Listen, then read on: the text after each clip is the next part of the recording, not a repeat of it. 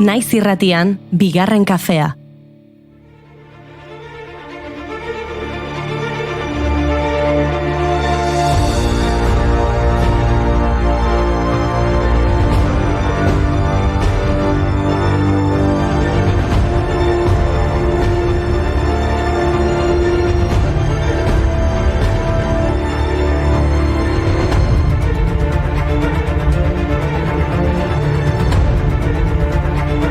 Egunon guztioi eta ongietorri bigarren kafera. Pribet, gaur irratiaren eguna da Errusian. Alexander Stepanovich Popoven omenez ospatzen dute egun hau. Hala ere, guk ez dakigu errusieraz hitz egiten, beraz, ezin dugu irratiaren errusiar eguna ospatu. Gehienez, efemeride errusiarrak aipa ditzakegu adibidez, gaurko egunez jaio zela Piotr Ilich Tchaikovsky konposatzailea 1840 urtean. Baleterako egin zituen lanak dira ezagunenak, Beltxargen aintzira, Loti ederra eta Intxaurra euskailua. Halaber, opera, orkestarako musika eta 7 sinfonia landu zituen.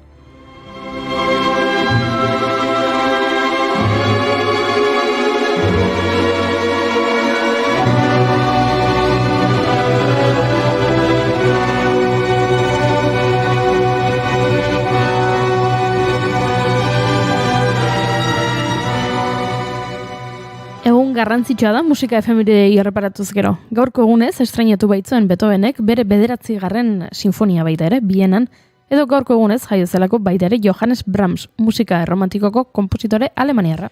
Edo gaurko egunez hiltzelako Andoni Salieri, italiar musikagile, orkestra zuzendaria eta irakaslea, bere garaian konpositore estimatuenetakoa izan zen arren, gaur egun ezagunagoa da Mozartekin duen lehiagatik, bere sormen lanagatik baino. Pentsa, asko uste dute Salierik pozoindu zuela Mozart. Hala ere, hori baino askoz gehiago zen Salieri. Adibidez, irakasle bikaina izan zen.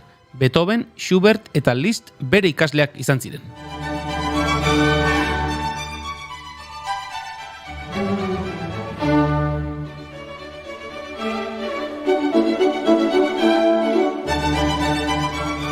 Baina ez dugu gehiago kontatuko. Maialen Teiabidek hitz egingo baitigu gaurko efemeride musikaletaz. Astartero bezala, musika klaseak jasoko ditugu zuri beltzezko teklak tartean. Beraz inigo bota horrengo datua. Tira, gaurko egunez jaio zen Lluís Llach Gironan 6 urterekin melodia konposatzen hasi zen eta horrela hasi zuen bere ibilbidea. 77an El Set Jugze taldean sartu zenean, Nova Cançó mugimenduan hasi zen, berea da La Estaca abesti ospetsua. Frankisten zapalkuntzaren ondorioz, Parisera erbesteratu zen Llach. Egia esan, poliziak subertsioa bezalako gauza utxal batengatik jazartzen zuen. Unibertsitateko talde politiko bateko kide izanagatik eta azaroan, Kubako Baradero herrian egindako musika jaialdi batean parte hartzeagatik. On estem tots lligats, si no podem desfer-nos-en, mai no podrem caminar si estirem tots. Ella caurà i molt de temps no pot durar, segur que tomba. Kuba ipatu duzenez, gaurko egunez jaio zen Domitila García Domenico de Coronado, kubatar idazlea, kazetaria, argitaratzailea eta irakaslea. Emakume benetan aitzindaria. Bere herrialdean kazetaritza praktikatzen lehena. Koronadok 1881ko maiatzaren 17an emakume tipografoen akademia sortu zuen, eta hainbat argitalpen sortu eta idatzi zituen, besteak beste La Antorcha eta El Céfiro egunkariak Sofia Estebezekin batera, gainera La Mujer idatzi zuen. Bestalde, Kubako idazleen lehen antologia argitaratu zuen 1878an album poetiko fotografiko de escritoras cubanas, Kubako idazleen argazki album poetikoa izenekoa. Que digan siempre, que digan siempre que fui cantora viviendo sueños que como... Eta idazleak aipatzen hasita, ezin ahaztu Almudena Grandes. Gaurko egunez jaio zena Madrilen. 2018an Espainiako narratiba sari nazionala eman zioten. Frankoren diktadura garaiko iragan ezkutu baten arrastoak berreskuratu eta 20. mendearen amaierako eta 21. mendeko lehen hamarkadetako Espainiako gizartearen gakoak azaltzeko egin zuen ahaleginarengatik. Andalucías y aún así Baina aurretik hainbat sari jasoak zituen, 1987an Roson de Oro saria jaso zuen lehen emakumea izan zen. Garai hartan Granada eta Madril artean bizi zen, literatur topaketetan parte hartzen zuen, eta 19. mendeko nobelagintza handiaren oinordeko gisa ezagutzen hasi zen. Bereziki, errealismo frantsesaren eta Benito Pérez Galdosen narratibaren oinordeko gisa. Almudena Grandes Madrilen hiltzen 2021ko azaroren 27an 61 urte zituela koloneko minbiziaren ondorioz. Bere senarrak Luis García Montero idazleak olerki ederrak idatzi ditu doluaren inguruan. Aunque tú no lo sepas, me he inventado tu nombre. Me drogué con promesas y he dormido en los coches. Aunque tú no lo entiendes. Eta idazleekin jarraitzeko gaurko gunez jaio zen Rabindranath Tagore Banu Singha Thakur bonita idazle izenarekin ere ezaguna. Era berean hainbat ez izen erabili zituen, Gurudev Kaviguru eta Biswakabi. Labur bilduz, Indiako azpikontinenteko poeta, musikari, artista, ayurveda ikerlaria eta jakintsua izan zen. Bengalako literatura eta musika birmoldatu zituen, baita Indiako artea ere. Testuinguru modernismoan, 19. mende bukaeran eta 20. mende hasieran Gitanjaliren bertso sakon sentikorra, freskoa eta ederraren egilea, 1913an literaturako Nobel saria irabazi zuen lehen ez Europarra izan zen. 2004ko martxoan Tagoreren Nobel saria Bisba Bharati Unibertsitateko segurtasun kutxatik lapurtu zuten beste hainbat gauzekin batera. 2004ko abenduan, Suediako Akademiak Tagoreren Nobel sariaren bi erreplika aurkeztu zizkion Bisba Bharati Unibertsitateari, bat aurrezkoa eta bestea brontzezkoa. 2016an Pradip Bauri izeneko abeslari bat atxilotu zuten lapurretagatik eta saria berreskuratua izan zen. দু হাতে আগলে রাখিস আমার স্বপ্নের আপিস লুকোচুরি জল ঘুড়ি মেঘ আকাশে ছুঁয়ে থাকি মিশে থাকি পরস্পরের কবিতায় Musikaria, lapurretak, lotura. Gaurko egunez, Espainiako poliziak 3 atzemandako 150 kilo kokaina desagertu ziren. Eta zer ikusi doko horrek musikarekin? Negu Gorriak taldeak gertakari horri buruzko abesti bat egin zuela eta salatu egin zituztela. Gero kontatuko dizuegu historia oso osorik denetara du, droga eta Galindo eta Fermin Muguruza. Hey, ez alduk irakurri egunkaria dakarrena, Francisco Rodríguez Galindo, teniente kolorerarena. Sei, Guardia Zibila, Txarrondoko kuarteleko komandantea, terrorismoaren kontrako arduradun nagusietakoa.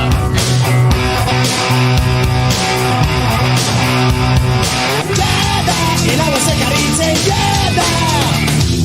Jada, inago zekarritzen, jada!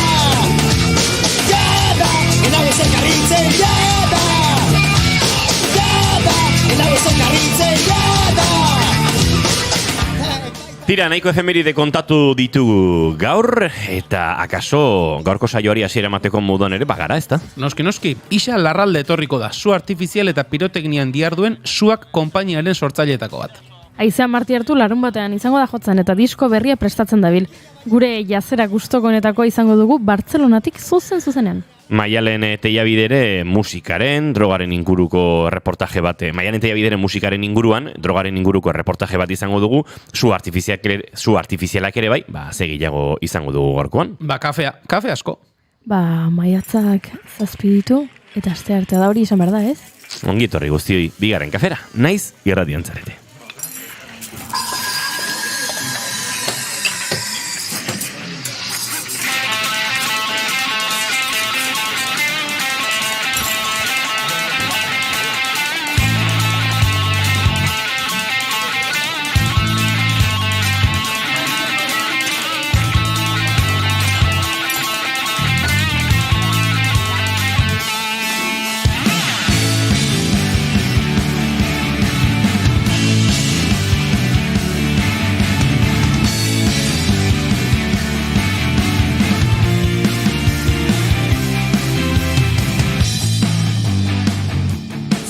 Zuekin Julen Goiketxea Orbegozu egunon. Baita zuei ere. Eta zuekin Goiuri Ezeizarrandi egunon. Egunon. Izketan ari zeizuena Inigo Asensio Lurbide gaur bigarren kafeak 7 eta 75 du, maiatzak 7, goizak 10 eta 16 minutu, gu hemen 3 urrengo 2 orduetan zuekin bat egiteko asmotan ongitorri, naiz erratian zarete, bigarren kafean.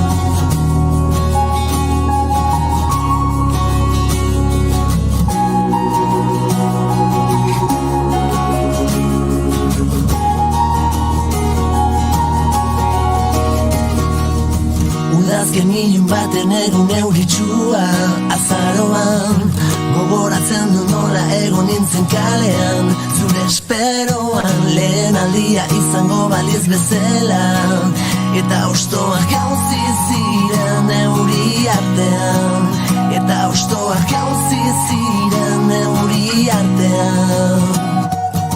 Maitasun pizka baino enean behar bezarkadak, enengoela bakarri jakin nahi neban, zure ondoan, baina jendea aurrera eta atzera, eta hostoak jauzi ziren euri artien, eta hostoak jauzi ziren euri artien. Askatasunaren, euritan busti nahi nuke. Goizeko 10:18 minutu, ederra Xabi Solanoren eta Marenen arteko elkarlana euri artean, gaur hemen gurean behintzat, bigarren kafearen laborategiko atarian euririk ez du ari orain, ez du tarte majo batean euririk egin, gabaz bai, baina orain goizaldean ja nahiko ateri egonda, baina ziur gure entzuleren batek euria ikusten duela oraintxe leiotik, beraz, gozatu kantu honekin.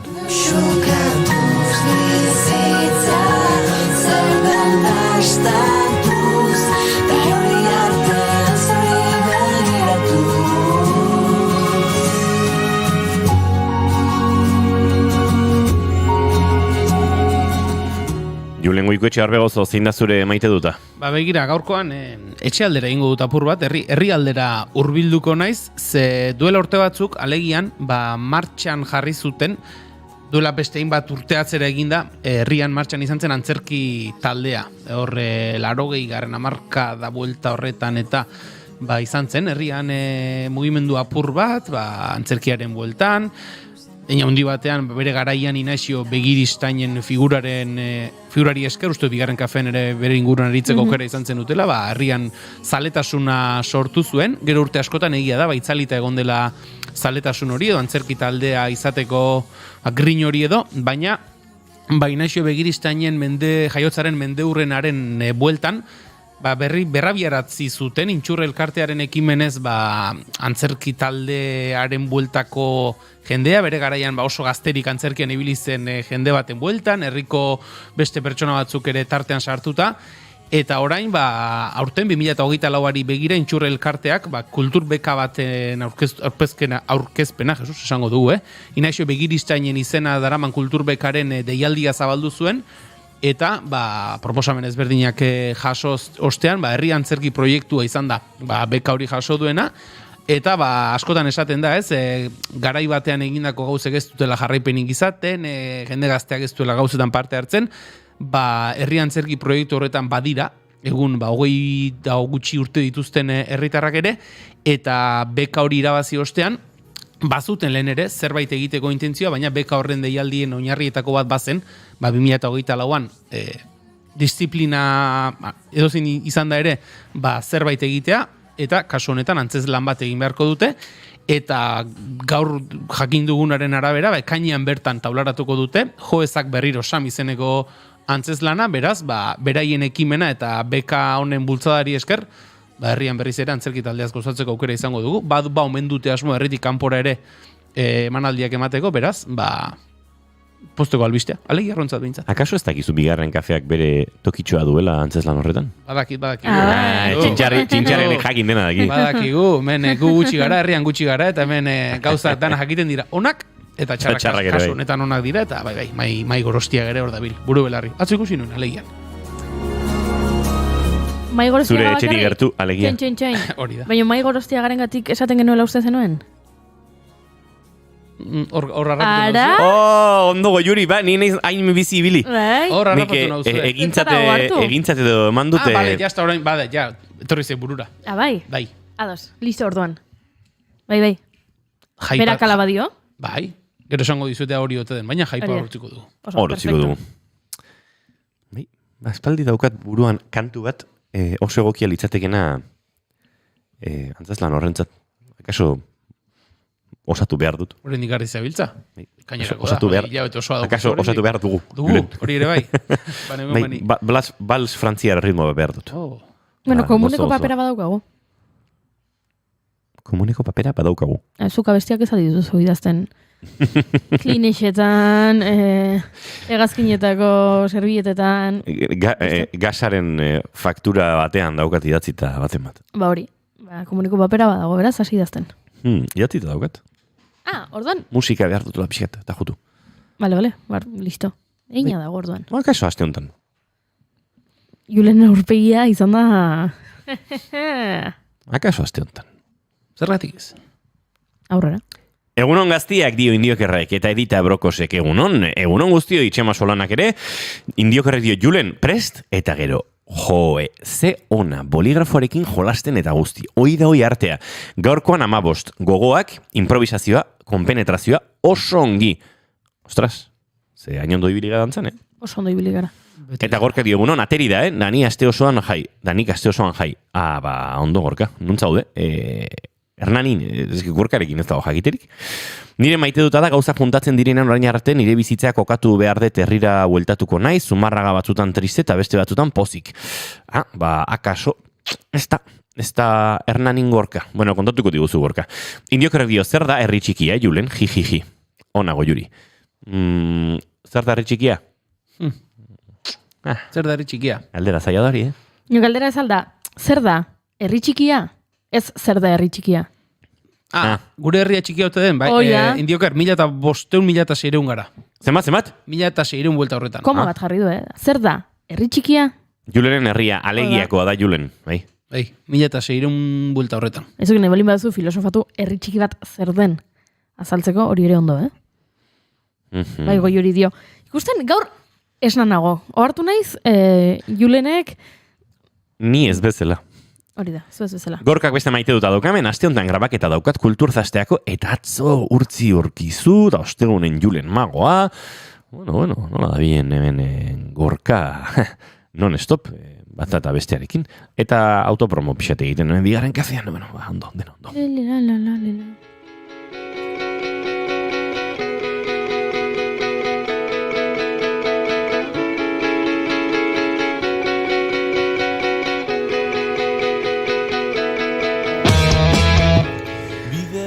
Goiuri, zein da zure maite duta?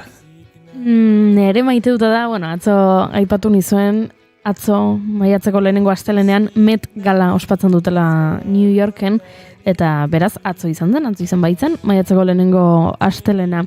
Hemen bigarren kafean itzen egin dugu, behin gehiagotan gai honen inguruan, festa honen inguruan, bertan nola diseinatzaileek, musikariek, aktoreek, modeloek denek parte hartzen duten, eta gai bat izaten dute, eta gai horri lotuta, horrelako soinekoak diseinatzen dituzte, edo duela hamarkada batzutakoak berreskuratzen dituzte, eta bueno, interesgarria izaten da ikustea, eta niri asko gustatzen zait horrelako gauetan, etxean egon, Twitter, Twitch, TikTok, dena delakoa jarri eta ikusten joatea eta lagunekin komentatzea.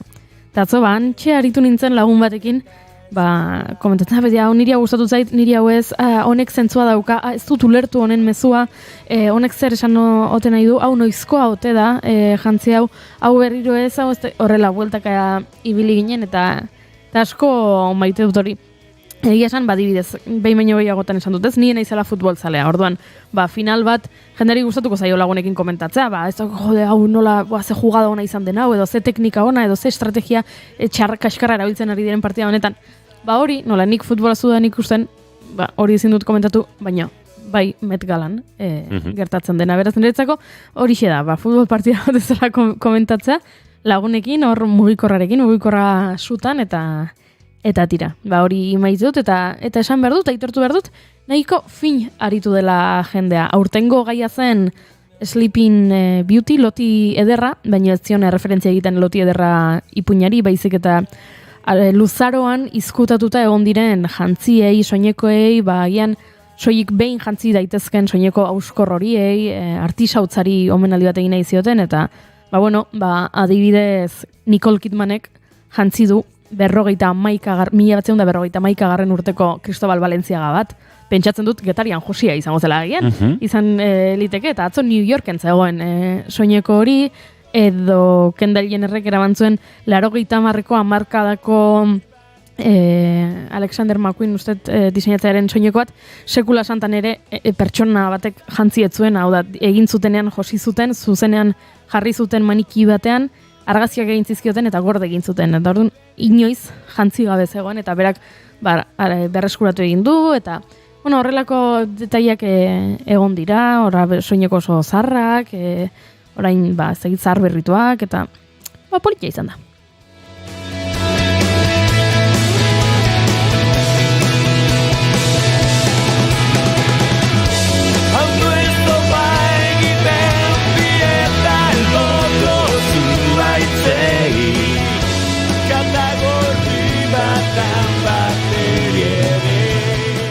Hemen txigabiltza Rafa Ruedaren biderdian entzuten, eta tira nik ere nire maite duta kontatuko dizuet, ez da egit oso ondo nola josi hau.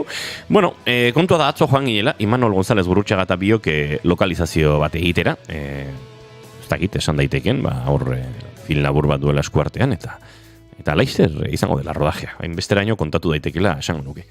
Eta tira, lagun baten etxera joan ginen, han baserri inguru batean bizi da, ark txakurrak ditu, txakurren kriantzan edo ibili izan da, eta baita hauen ziketan eta adiestramentuan, eta lanean, eta antxe zuen txakur beltz bat, korrika batean, eta aldetu nion, hau ez da zure oiko otxoa, ez deitzen diotean badu, pastor aleman moduko bat, grisiluna, baina zuen hori ematen da. Eta orduan kontatu zidan historia, santzian ez, duela egun batzuk kontaktatu ninduten Bilbo ingurutik, familia batek, txakurrak urte terdi duela 8 hilabete euren semea edo alaba, ez dakit, jaio zen, eta ezin konturatu orain arte, txakurrari karagarezko alergia ziola, eta medikoak esan dio, txakurrarekin etxean nahiko lan orain txebeintzat. Aur jaio berriak dio txakurrari alergia? Bai. Ze pena, Bederatzi hilabete aur bat egiten eta gero aurra abandonatu egin behar duzu. Ez dute aurra abandonatu, txakurrare ez dute abandonatu. Baina oso txakur berezia da, hartzai alemaniarra edo German Shepherd, pastor alemana bezala, ezagutzen dugu hemen hegoaldean, beltza da guztiz, baina ez da laneko hartzai alemaniarra. Ezagutzen dugun hartzai alemaniar eder horren modukoa da, baina beltza.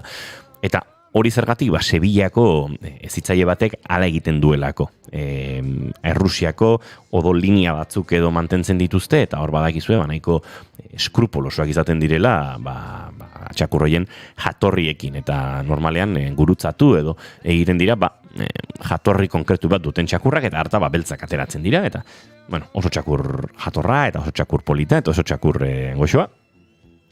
Eta nire lagunari deitu zioten, Sevillarronek esan zielako, baduzue, Gipuzko inguruan tipo bat hartzai alemaniarren ziketan eta ibiltzen dena, eta, deitu, alako txakur bat izan da, esaiozuen eria dela ezautuko nau, eta badaki ze txakur mota den, kaso berak geratu nahiko du, eta behintzat badaki torrondo egongo dela, eta zuek ere lasei geratuko zarete, eta lasei izan zen, deitu zioten, eta, ekarri txakurra, eta antze bien txakurrarekin gustora, eta baita ni ere, nik urtetan izan nuen hartzaile alemaniar bat, akaso kontatu dut, eta asko gustoko ditut txakurroiek, ekuiko nukeen txakur bat, baina egia da nire bizimoduarekin batzutan oso bateragarria ez dela ere ikusten dut, badaki delako, txakur batek ze atentzio eta ze denborak eta behar dituen, eta orduan esan nion eizu, baina txakurra hemen euki beharrean, akaso mendira eramango dut, eraman lasei.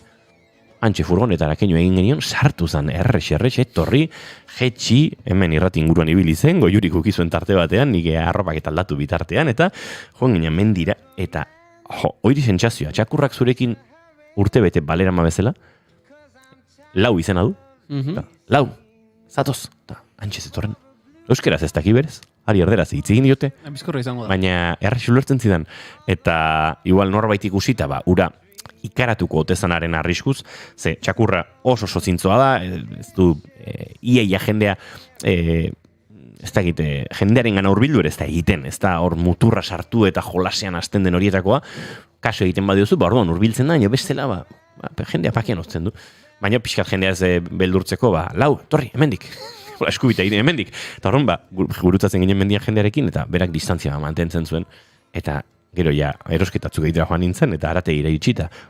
Lau, eseri hemen da, pixatola ipurdian ikututa, antxe eserita, geldik, eta arate ira sartu, antxe ikusten nuen nire begira, lasai hortxe, eta hori txakurra. Eta maite duta, hori, txakurra izan dugunok, txakurrekiko badugu lolako beti joera bat, eta atzo, nire lagun honi esan nion, momentuz igual, txakurren osaba bihurtuko naiz. Eta tarteka bintzala apurtuko dizut, mendira buelta emateko, eta hola txakurrare gustora. Eta irratira ekartzeko. Bai, edo zunen hartu, eta eraman etxera igo nuen, etxera ezagutu zuen, nahiko lasai ibili zen, eta hortxe nabile, txakurrarekin nahiko engantzatuta guztia esan behar baldin bada. Goizeko 10:23 minutu, ez dakit txatean beste zerbait badugun, ez, benga, aurrera goaz, gaur gure lehen gonbidatua ezagutzera.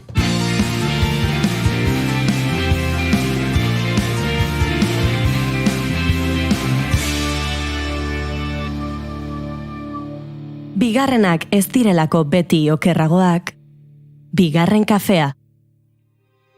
Zu argitan izarra josten, izenak zeruan idazten, zuekin egan. Zu argitan. Liluragarria bezain arrotza suertatzen da jende askorentzat su artifizialen eta pirotekniaren mundua. Edozein herritako jaietan, alboan gaiztakeriz lertu diguten petardo txiki batek eragindakiguken amorrutik hasi, eta hiri handi bateko nazioarteko su artifizialen jaialdiak sortu dakiguken miresmeneraino doan espektru zabala jasotzen duen alorra da. Ez dakigu zer bultzatu zuen gure hurrengo gonbidatua duela 20 urte suak konpainia sortzera. Laster galdetuko diogu, eta beraien jardunaren inguruan ere hitz egingo dugu, argi eta soinu ikuskizunak prestatzeak suposatzen duenaren inguruan, besteak beste. Artetik zenbat ote duen, alor teknikoak duen garrantzia, sormena, Ixa Larralde da, suak konpainiaren sortzaileetako bat, eta horretan diharduten emakume gutxienetako bat da. Gurean dugu bigarren kafean eta besterik gabe agurtu egingo dugu. Ixa Larralde, egun hon eta ongi etorri bigarren kafera. Egun hon, mire esker, egun. Aipatu dugu, Ixa, nolabait ere askorentzat mundu, ez dakite, harridura edo miresmena sortzen duen mundua dela. Ez dakit, duela 20 urte zuk suak konpainia sortzeko erabakia hartu zenuenean, lehenagotik bazenuen miresmen hori edo zer nolako harremana zenuen duela 20 urte zuk mundu honekin? Ni, en fait, 2000 urtean ene senerja ezagutu nuenean, su eta efektu bereziak egiten zituen ikustera joan nintzen antzeslan batean. Eta antzerki hortan ur proiektuak, su proiektuak eta leherketak baziren. Eta nikolakorik ez nuen sekulan ikusi. Eta hori, honak jakimina piztu zidan. Eta pixkanaka bere lanean jarraitu nion pixka bat behatzeko eta ikasteko. Eta sortzen zituen suen anistasunaz eta kalitateaz liluratua egon nintzen, eta askifite utzi nuen ene lana berarekin batera lanbidea ikasteko. Voilà. Esan duzu, zerbaitek arreta ditu zizula, liluratu zintuela, zer izan zen, Ixa? Esan nahi dut, zuk beste ogibide bat, beste lanbide bat zenuen, eta esan zenuena, zer izan zen, nik hau egin nahi dut, sanarazi edo pentsarazi zizuna? Ni aur bat bezala nintzen, suen antzinean. Betidanik su artifizialak maite izan ditut, mena kasu hartan egia ezan ez nuen inoiz olakurik ikusi, eta uartzen nintzen zea sua ekilan eta sue ekilan gauza hainitz adierazten alziren, Voilà, eta nuen senditzen nuen behar zea zerbait adierazteko, eta suaren mundua izigarri, unkigarria edo azkar atxemaiten nuen, eta nahi nuen bide hori hartu eta eseatu. Alde batetik esan duzu zerbait esateko edo adierazpide bezala ere erabili liteken alor bat dela, pentsatzen dut nolabait ere sormen ikuspuntu horrez zaratago alor tekniko bat ere izango dela, sorkuntza prozesuan eta horrela, nola izan ziren lehendabiziko urratsoiek, mundu honetan sartzeko lehen urratsoiek?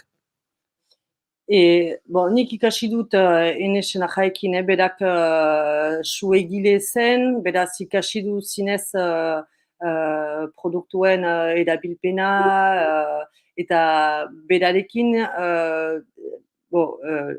lanbidea ikasi dut. Eta norejan, su baten sortzeko egiazko sorkuntz prozesio batetan sartzen gira. Historio bat kontatuko dugu, hautatuko ditugu produktuak, eta efektu bereziak sartuko ditugun, adibidez su batean emaiten bali baditugu sugarrak, leherketak, keak, geheran giro askipezu bat sortuko duela.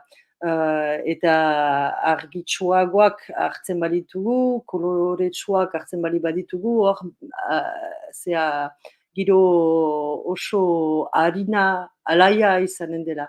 Eta horrek izigarri interesgarria atxemaiten nuen, nola suen bidez gauza hainitz adierazten agintuen. Zuri irakurri dizugu, Ixa, zure hitzetan irakurri dugu, nolabait ere, zuek eskaintzen duzuena ez dela piroteknia enpresa handiek dituzten katalogo, nolabait ere, hotzoiek eskaintzen dutena, ez zuek beti ere zerbait oinarri bat edo behar duzuela zuek sorkuntza bat egiteko?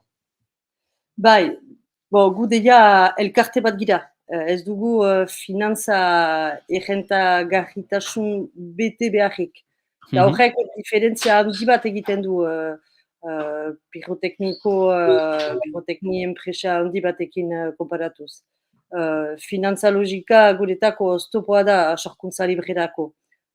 Batzutan guk pasatzen aldugu bioren efektu bakar baten instalatzeko, eta ikuskizunari buruz zerbait garantzitsua esaten duelako. Eta hori ezinezkoa da enpresa handi batentzat denbora hori hartzea. Egia ez gira bat ere ber logikan. Ez dugu katalogorik, egiten dugularik su bat toki batean, tokiaz, inguruamenaz, gizarteaz inspiratzen gira, eta sortuko dugu egiazko ikuskizun bat, edo bizi ikuskizun bat. Aipatu duzu, sorkuntza librea kontzeptua aipatu duzu, eta esan duzu, abia puntu modura, izan litekela une jakin bat, gertakari bat, edo dena delakoa, behin abia puntu edo oinarri hori dagoenean, nola hasten zarete prozesu guztia sortzen? Nolako izaten da sorkuntza prozesu hori? Batzutan gaia inposatua da.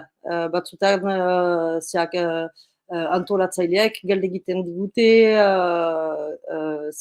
lema bati lotzeko edo orduan hartuko dugu lema hoi edo hartuko dugu gertakari hoi eta barneratuko dugu eta esiatuko dugu historio hortan edo lema hortan zerbait ateratzen, zerbait sortzen.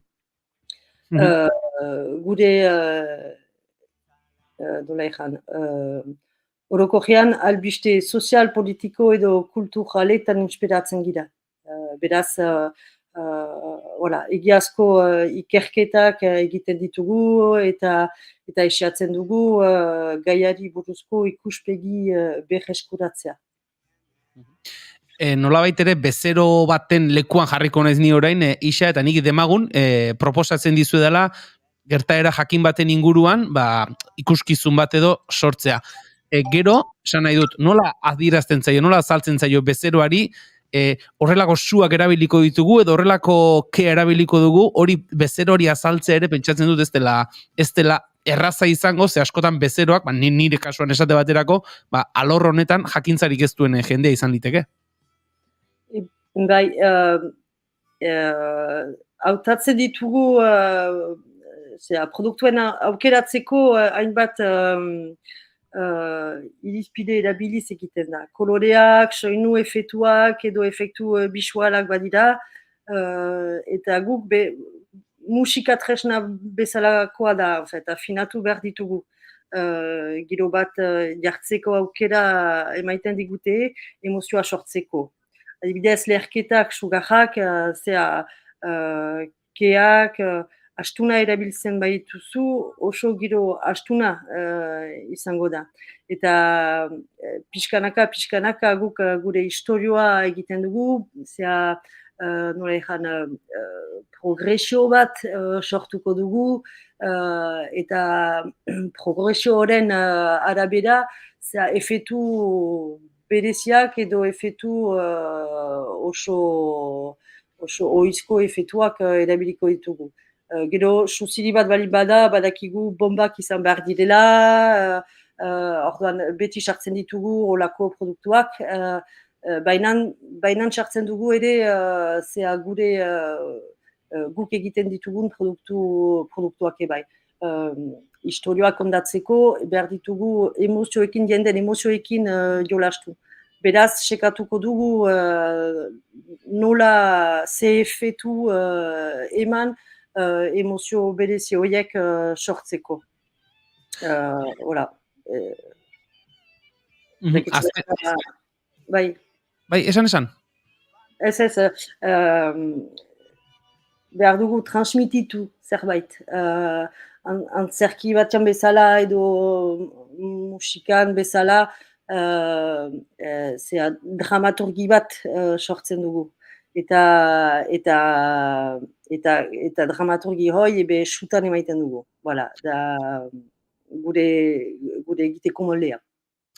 Hori da ezta, pentsatzen dut, ikuskizun bat prestatzen hasten zaretenen, egin beharreko lehendabiziko lana, gidoi moduko zerbait prestatzea izango dela, antzerkiaren kasuan, testua, azkenean antzezleak askotan gehienetan hizketan ikusten ditugu, zuen espresatzeko bideak berriz, izan litezke koloreak, kea, antzeko elementuak, nolako izaten da gidoi hori prestatzeko prozesua? Gure historioa egiten dugu, gure aurrean, hautatzen ditugu efektuak, tokiaren arabera ere, ez badugu produktuen erabiltzeko, produktu bakotsak badu bere seguritatezko distantziak, hori dela, behar dugu hori dena kondutan hartu. Eta beraz, hortan, egia zinezko ikerketa bat egin behar dugula gure historioari fidel izaiteko eta lortzeko alaike emozioneak edo edo gure pentsatu ditugun irudiak ateratzeko. Gu gure historioa egiten dugu, egia erran, jendeak ez dute bortxaz behar gauza edo ez dute haien historioa egiten dute, hortan. Mena gauza da guk hartzen dugu denbora hoi idazteko gure antzerkia, en fait, eta pixkanaka afinatzen dugu, esiatzen ditugu efetuak lantzen emozione, erudiak eta argiak, koloreak transmititzeko edo nola ezan erakusteko. Eta geho pixkanaka gure historioa finkatzen dugu, produktuen arabera, efetuen arabera, eta gero dena prestatzen dugu eta joan zina. Eta behin izan dugun gidoi hori preste dagoenean eta egin beharreko guztiak prest daudenean, pentsatzen dut, nolabait ere esan genezak eszenaratzea edo erakustea etorriko dela, ez dakit, nola izaten da horrelako ikuskizun bat emanaldia egitea? Esan edut, ez dakit dena eskuz egiten den, programatuta doa, nola izaten da? Deia guk instalazioa egiten dugularik, instalazioa ikusten da. Maite dugu haiz, adibidez, efetu batzuk Burdinezko argietan instalatzen ditugu, orduan jendeak ikusten dituzte olako instalazioak, Burdinezko makilak, eta bada olako dekoro berezi bat. Eta espazioa erabiltzeko denbora hartzen du instalatzeko gauzak, batzutan instalatzen ditugu gauzak, produktuak zuainetan, edo erabiltzen dugu ebai ingurameneko arkitektura, beraz lan hori deia berezia da, zenta jenek ikusten dute badira gauzak lotuak zuainetan edo arkitekturan, orduan deia hori berezia da. Eta gero, ez ditugu, nola ezan, ez ditugu makina erabiltzen, edo gutxitan, nola ezan, tiro mahaiaz gain, ez dugu makinarik erabiltzen. Gero denak eskuz egiten dugu, eta efetu guziak gu haure prestatzen ditugu. Eta hola, zuzenean tiratzen dugu, hola zerbait gertatzen bada, produktu batek ez bada untxa erabilia edo ez badu leherketa ez bada ibiltzen edo ezakit batzutan izaiten aldira holakorik, ez gira beti segur dena partituko dela. Beraz, mainan beti txikitzen dugu kontrola eta badakigu zerbait gertatzen bada, bere ala beste zerbait ikortzen aldugu, edo batzutan ebai ikusteaz ze emozioetan sartzen dira, edo batzutan zaretasun gehiago sartzen dugu, edo publikoarekin ahemanetan sartzen gira ebai, eta entzuten dugu ze eramaiten duen, ze nola diren erreakzioak, eta horrekin batera segitzen dugu gure sorkuntza, eta batzutan beste bide bat ebai hartzen aldugu. Dira notak bezala, musikan bezala, dira notak, eta prozesuaren arabera edo soaren arabera, batzutan gauzak aldatzen ditugu, eta hoi dena egiteko zuzenean egin behar dela.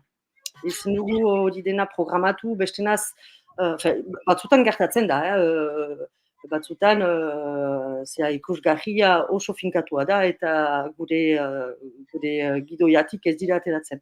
Mena gehienetan, aldaketa txipiak guretzat, mena ikusgarrian aldaketa hainitz egiten du voilà, kontrola hori ukaitea, eta ukaitea parada, gauzak aldatzea, historioa beste norabait erabaitea, edo, voilà. Eta hori da izi interesgarria gure lan egiteko maneran.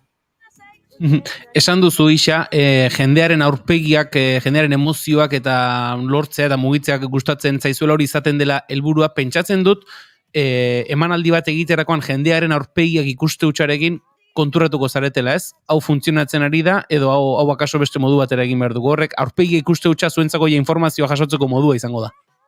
Bai, gehienetan jendeak joaiten direlarik suziri baten ikustera badute irudimen izigarri orokorra, betiko suzirien irudimena. Eta egia erran guk gure suzirietan sartzen ditugularik leherketak, batzutan ur proiektuak egiten ditugu, sugarren proiektuak egiten ditugu, eta batzutan suziri batzuk pasatzen dira publikoen antzinean, edo gainetik, edo, orduan, egia gumaite dugu horrekin jostatzea, mena duda sartzen da, argidura sartzen da publikoaren buruetan. Eta hori da interesgarria dena. Leherketak edo sugarren proiektuak egiten dugularik, batzutan ikusten ditugu jendeak gibelzen, eta gero pixkanaka, kalmatzen da, berriz antzinatzen dira, eta hor beste leherketa bat igorriko dugu, eta berriz gibelzen dira. Hoi da, ikusten ditugu zinez jendeen reakzioak, eta horrekin jolasten gira, voilà. Eta hoi zigarri interesgarria da. Nik aitortu behar dute, ni umetan, gure herrian su artifizialak egiten ziren ni txikian nintzenean, eta beste herri batera joaten nintzen izututa, beldurra ematen zidaten, eta beste herri batera joaten nintzen, baina inbidia nien, nire adinekoak eta ikusten dituen bertan geratzen zirela ikusten, eta inbidia ematen zidaten, jada, gaur egun gustora ikusten ditudan zerbait izaten da. Isa, 20 urteko ibilbidea esan dugu zua konpainiak, 2004an ekintzen iotela ibilbideari, ze bilakaera izan du alorrak 20 urte hauetan? Orduan, legeetan dira, hainitz aldatu da, Frantzian dira, nola ikan,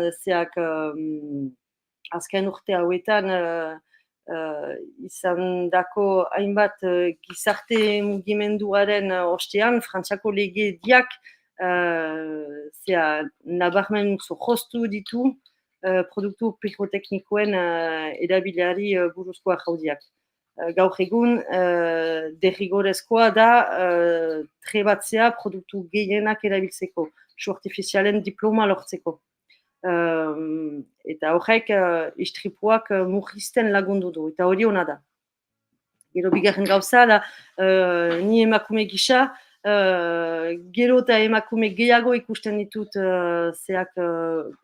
su munduan, eta hori ebai izigarri gauza bikaina da.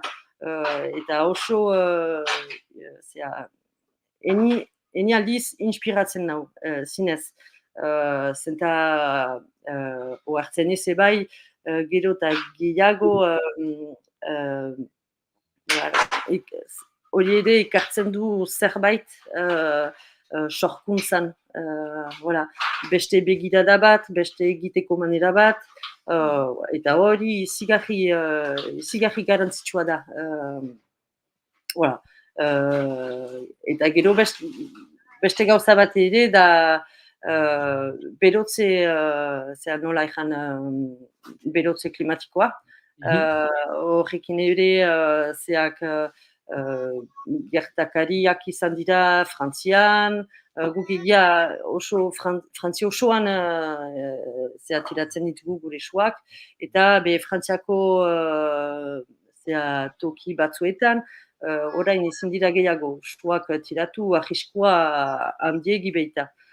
Beraz, ikusten dugu, lehen adibidez, su, sasoia, maiatzatik abiatzen zen iraila arte, orain luzatzen dela. En fait, udan ez ditugu hainbeste suak egiten eta urtean zehar gero eta gehiago. Eta hori da aldaketa handi bate bai. Voilà. Eta guretzate bai kasu emaiten dugu gero eta gehiago produktu erabiltzen dugun, eta egia ezan ez dira produktu biziki ekologikoak. Eta beraz, horrek sortzen du bai eztabaida bat gure artean. Voilà, ez dakit zertara joanen den suaren mundua, baina egia ejanik hori galdezkatzen nau. Ez dakit ejan bena baditut olako eztabaidak nola segitzen aldugun, kasu eman dugu gure munduari eta hori garantzitsua. Isa Larralde, zuak konpainiako sortzaileetako bat, mila esker gaurkoan bigarren kafean, egiten duzuenaren nondik norakoak azaltzeagatik, eta izango dugu elkarren berri. Segi ondo? Mila esker. Loratu dira ikara berriak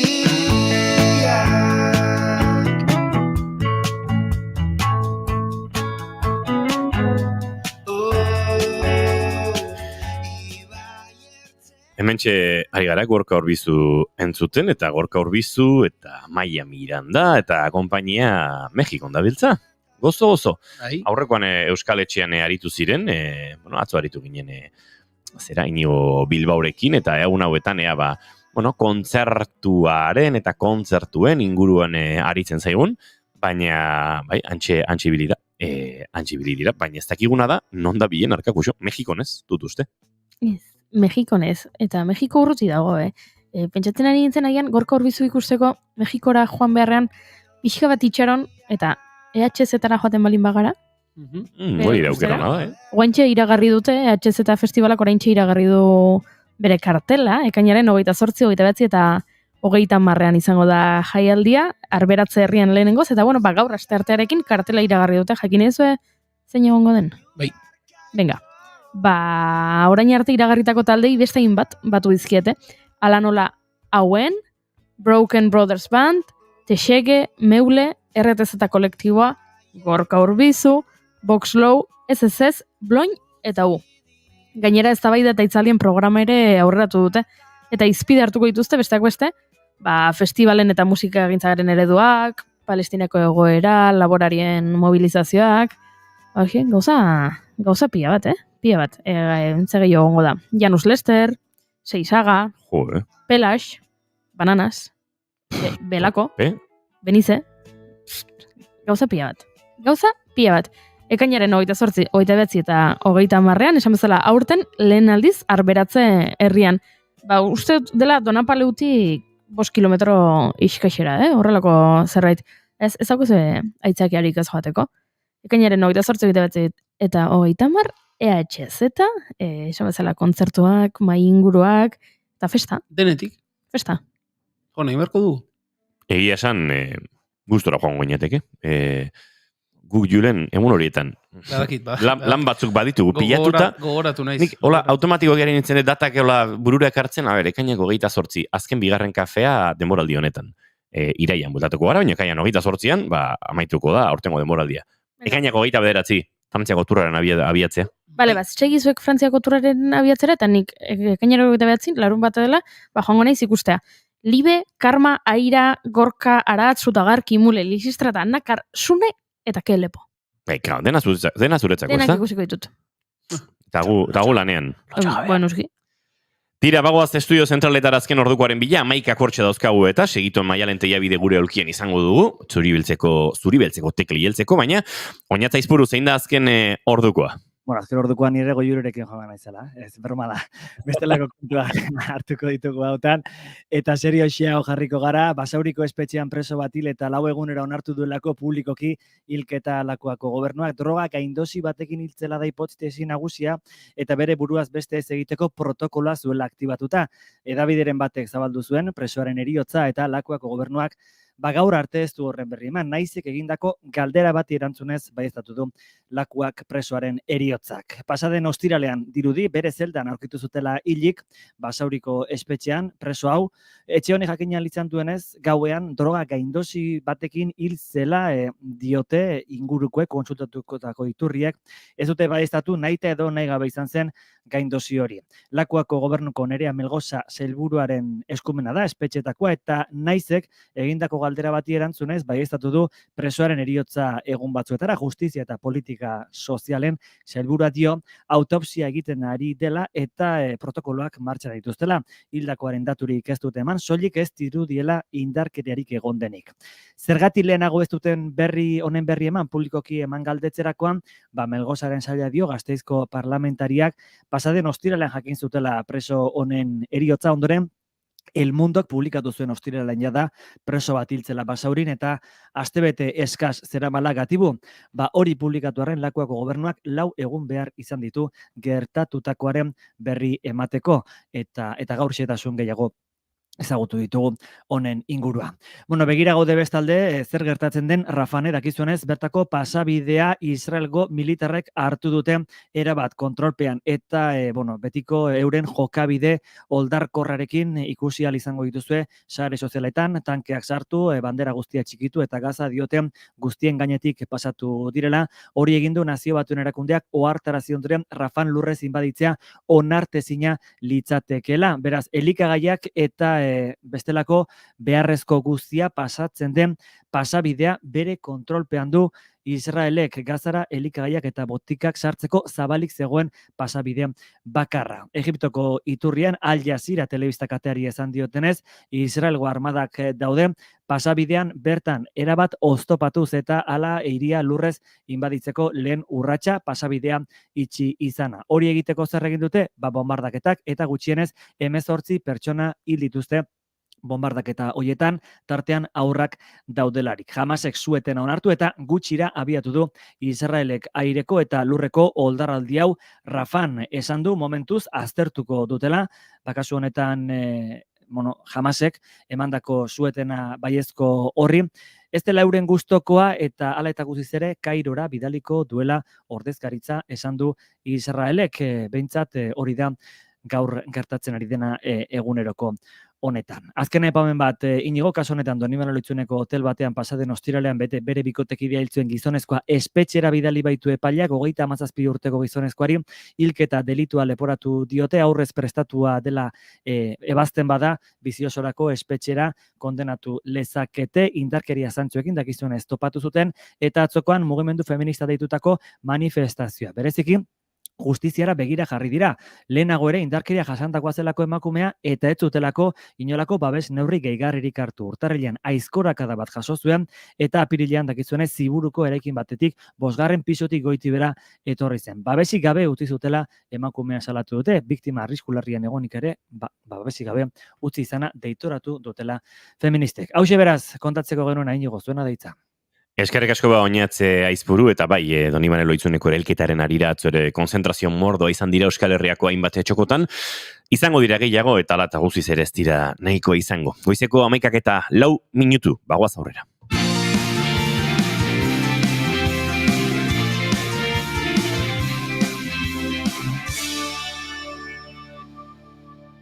Emaiozu bigarren aukera bat egunari. Naiz irratian, bigarren kafea.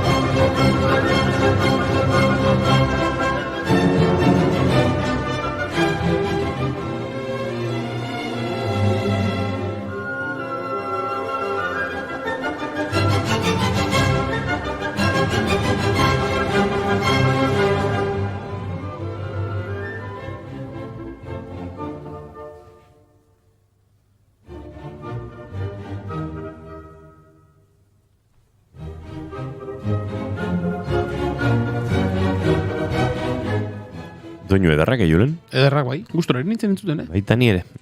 Baina ez ditu nik aukeratu, Dena esan behar balin bada. Lehen ere aurreratu dugu, teiabidez etorrela, eta teiabidek ez dakit gaur azterketarik badakarre, baina bintzat. Ez mesedez. Giro... Ez. Nik ez dut ia inoiz ekartzen azterketarik. Giro klasikoa honek. A ber. Ia inoiz. Beni zerritan egon gara, zure galderekin, Bueno, zer ez da egia? Beti dira azterketak. Ez. Abesti bat jartzen dezu, eta beti da, zenbat ahots entzuten dira hemen. Baina horiek ez dira azterketa, horiek galdera diaz. Azterketa. Eta azterketetan ez dira galderak egoten. Bai, baina ez dizuet puntuatzen. Arrazoi du teiabidek, hor arrazoi du. Ez dakigu, akaso hor daukadan ordenagailu horretan horrengo dira, Excel baten apuntatzen. Ekaineko azken saioan ikusiko duzu, taka. Egia esan pegatzen dio bai. Ala. Ez dakize uste zuen naizela. Bueno, zer gabe zentzuten? Ala, venga. Tomar por Ia, bez, azterketa. Zer gabe zentzuten. Ez badakizu ez, gidoia aurrian dakazue. Bai, hori da.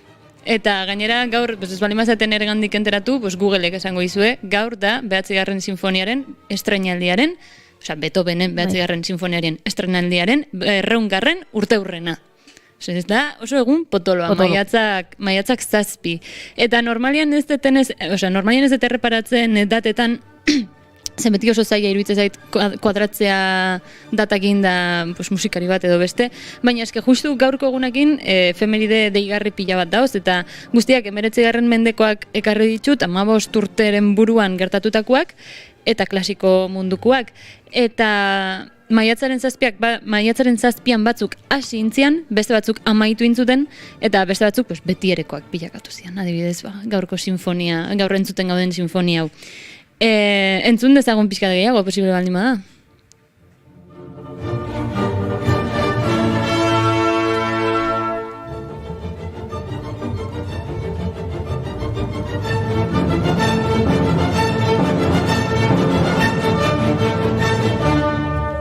Entzuten nahi gana da bigarren mugimendua dela nik uste azkenekoarekin batera diala 4 ezagunetakoa, eta nik uste guztiok ezagutzen degula fijo azkeneko mugimenduko melodia dala letra igual ez, alemanez dago, baina melodia hori bai, ez? Nik uste dela igual historiako melodia ezagunenetakoa, lehenago beranduago danok entzun dugu nola bait, bai, ez? Bueno, kontatuko izuet pixka bat estrainaldian historia, ze badaka bere mamia. Lehenengo jakin behar dezutena da, Beethovenen azken sinfonia izan zala, eta de hecho hau idatzi eta 3 urteta ja hilintzan. Ja, zarra ez, baina bueno, ja urte desente zitun. Guztiz gorra zeon, sinfonia idatzi eta estrenatu zanean, guztiz 100% gorra, eta berak etzun nahi Bienan estrenatu. Beak nahitzun Berlinen estrenatu, ze antza Biena pixkat italian izatuta zegoen, Rossiniren operekin da hori dana, baina egontzan horrelako mugimendu bat, Bienako High Society partetik eta bertako kompositoren partetik eskutitz bat idatzi zioten mesedez eskatzen Bienan estrenatzeko. Eta orduan, eskatzen baldin badiate, Bienan estrenatuko dut. Eta izan zen pixkat dana, egia esan, estrenua regulintxiz. Regulintxiz. Bien saio bakarrik egontzian. Elkarra ezagutzen etzian bi orkesteko berri izan zuten elkarrekin. Eta abes batza zeon lehenengo aldiz, sinfonia baten. Orduan, gauza berri gehiegi, eta bien saio bakarrik kontzertua baino egun batzuk lehenago, eta, etzan izan, ejekuzio garbiena. Eta zergatik ez zituzen saio gehiago egin, badakigu? Euskalo, ez dakit. Hori bai ez dakidala. Baina agian, igual erabakiak beranduegi hartu zian, olako zerbait, Euskalo. Baina baitare, 100 pertsona mugitzea, ez da erresa izango, itzein genuen ontaz. Duela 100 urteare gutxiago. Hori da, orduan, etzan erresa izan, eta orduan, bien saiorekin, eta gainera, kompositoreak gorra, ez dezagunaztu, se hizo lo que se pudo. Berari dena ondo iruduko zitzaion, ez? Ez pentsa, naiz eta gorra egon, berak esan zuen, berak zuzenduko zula. Eta oain ez dut gogoratzen benetako komeien artean zuzendarian izena, baina egia da, 2 zuzendari ontziala estrainaldi hortan, Beethoven instrumentuen gandik oso gertu eseri izan, partitura zeukan aurrian, eta berak tempoak markatzen zituen arren, musikariei esan zitzaien, ezin kaso gizon zoro hori. In kaso batuta da kantipoai. Ze ezingo dioz jarraitu. Hau da, Beijingo Joko Olimpikotan jarri zuten neska bat kantuan, 5-6 urteko neskato bat, eta gero jakintzen, playback egiten ari zela, eta teloiaren atzean beste 6 urteko beste neskato bat zegoela. Baina 6 urteko neskato ura, ahotxe ederra zuen neskato ura, itxusia omentzen Joku Olimpikoetako irekiela. Broma. Ez, ekitaldi baterako. Beraz, bi egon ziren, baina benetako abeslaria bakarra zen, hemen zela, bi zuzendari, baina benetakoa bakarra. Bai, bueno, a ber, baina eske bestea, eske gorra zeon, jeinu bat, eta idazlea, eta hori dana, baina gorra zeon, orduan, a ber, ze osperatu zendu berdun, entzuten ez duna ezin duzu zendu. Bere buruan hor dao, eta vibrazioak sentituko zitun da, dana, baina, klaro, berze ospera inberdezun da. Kontua da zala, lehenengo aldia saltzen zala publikoan 12 urteren ondoren. Orduan ja bazeukan... Sobreexcitazio bat igual horrela. Bazeukan baitare halo de genio loko, eta orduan, pues bueno, pixkat batu zantana. Jaipa, zoramena eta ezintasuna. Pixkat dana egontzan hor batera. Ego alaztandu behar zitzaion, pixka bat. Bai, baitare. Maixu bat, hori da, bai, duintasun puntu hori. Utzi dezago gizon honi bere segurazki azkeneko sinfonian parte hartzen, ez? Eta kontua da, klaro, musika entzun ezin izan zuen bezala, txaloak ere ezin izan zituen entzun. Eta obazioarez, de hecho, sopranoetako batek, besoan intzion, aizu, Ludwig, giratu. Eta jendea zoratuta, txaloiten doidana, jasotzun obazioa, eta de hecho, polizia sartu berri izan zen, jendea isiltzera. Ze 5 obazio txanda intzizkioten, eta maksimoa zen 3. Osea, ze emperadoreari 3 itemaldi mazitzaizkion, Beethoven itzaizkio ingo 5. Noski. Orduan ja, 6. bidean zijoazenean, silence, baina alemanez. Eta bai, hor polizia sartu berri zen dana. Eta, pues bueno, egia da bienan, Jesukriston arrakasta izan zuen sinfonia izan zala, egia da... Svegen. Svegen. Begira, oso ondo, primeran. Googleen itzultzaian arabera. Pues hori, baina Sir eta Ladies, baina alemanez. Fraulein, Freud eta Fraulein, ez? Hoxe, zantzazu ezuek esaldi oso, nik ez ezingo detezan, baina bueno. A ver, holago zerbait izango zen. Schweigen Sie, meine Damen und Herren. Primeran. Baina polizia zen, eta hori esateran indoan. Geldiaraztera zigoen. Hori esateran indoan. Hau txori nahiko atxegina. Hori da, bai. Izango zen gehiago, se sienten koño bat, eh? Bai, holako. Se caien koño bat. Se caien koño bat, baina bueno. Bizkarreko derrera matzulko zuen norbaitek, ziuranik, egun arte. Bai. Bueno, en fin.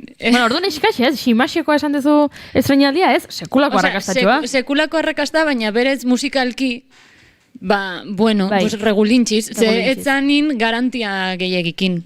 Orduan, pues bueno, gerora india zen interpretazioak, pues izan dira beste gauza bat. Ez que, hemen gauza asko pasatzian, zegon lehenengo aldiz, perkusia orkesta baten. Zegon lehenengo aldiz, abez batza orkesta baten. Orduan, elementu berri asko, motel aurreratzen zijoan gizarte baterako, orduan, pues bueno, zalantzak zeuden arrakasta izango zuen edo ez, eta bienan naiz eta petau intzun, Europako gainontzeko hirietan ez, egia esan, eta de hecho azkeneko mugimendua dela, abez batza sartzen den momentua, ez zuten jotzen.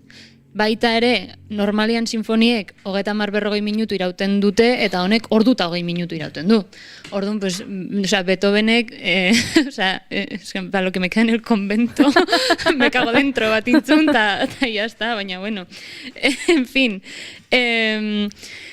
a ver, bai egia, claro, obra hau, hain da garrantzitsua, klasikoaren bukaera ekartzen duela, eta romantizismoaren hasiera ekartzen duela, ez hitzein genuen hontaz nola dana alo bestia iten zuten, da hemen dago hasieran ikuste. Gero baita ere, Oda la alegriaren melodia, esan behar da, dala autoplagio, bueno, lehenengo da plagio bat, eta gero da autoplagio bat. Autoplagiak baimenduta daude. Bai, eta entzun ditzagun, Mozarten ofertorio bateko Misericordias Domini, nabaritzen dezuten nun dagon melodia.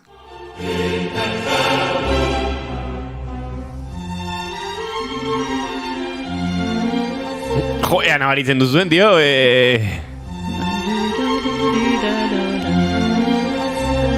Es que... igual hasta tonu berdinean dago, ez nago ziur, baina esango nuke konpasa berdina da tempoa da pixat azkarragoa edo bai, tempoa ezberdina, oso antzekoa. Claro, Mozartena da, baina Oso antzekoa. Baina oso antzekoa. Bai, gero ia da, Beethovenek beste modu batera garatzen dula, ez? Baina hau entzuntzun, pues 1700 pikuan gaur geratu zitzaion eta erabilizun, pues 1822an idatzi zula, 23an porai, 24an estrenatu zen. Zenbat urte beranduago, barkatu? Pues ez dakit, 50. 50 piku urte geroago. Pitxetuko zona, aztuta daukate. 1808ko Beethovenen fantasia koral baten, pues fantasia bat dago, hemen baita ere, haudi ontzaitezte.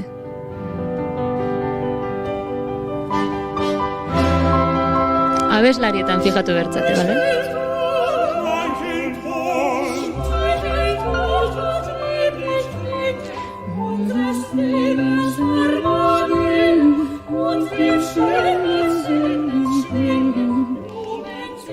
Melodia batzutan... Jarraitzen dula.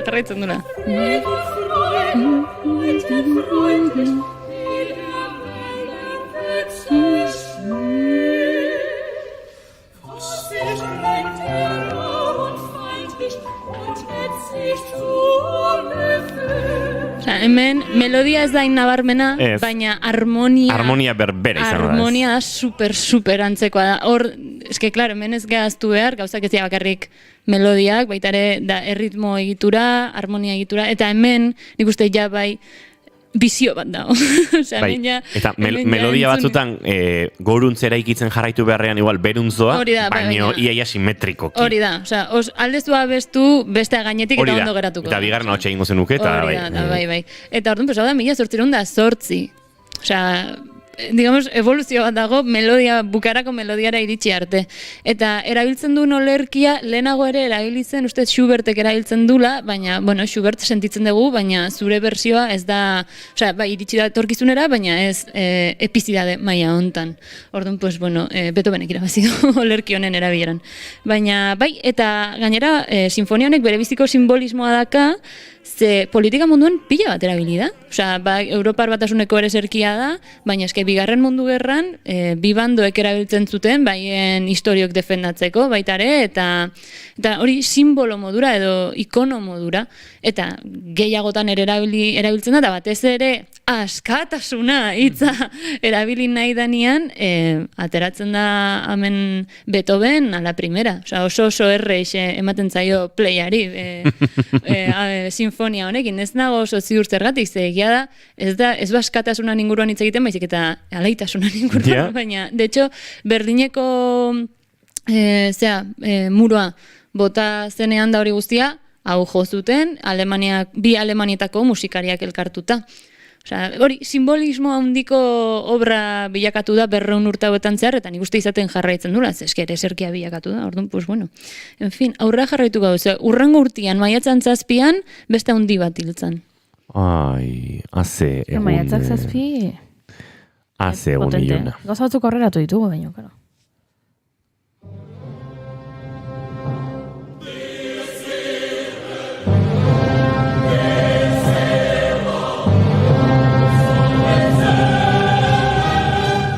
Antonio Salieri badakigun orden. Zedanok ikusi dugu Amadeus. Bestela ez genuke jakingo nortzan. Edo Simpsondarren atala. Badago. Zeinetan Bart Mozarten eta Lisa Salieri den. Bai. Horrekin ere asko ikasi dugu. Ez que Simpsonekin nik uste historian errepaso handi bat itekela. Eta etorkizunarena baita. Hori da, bai.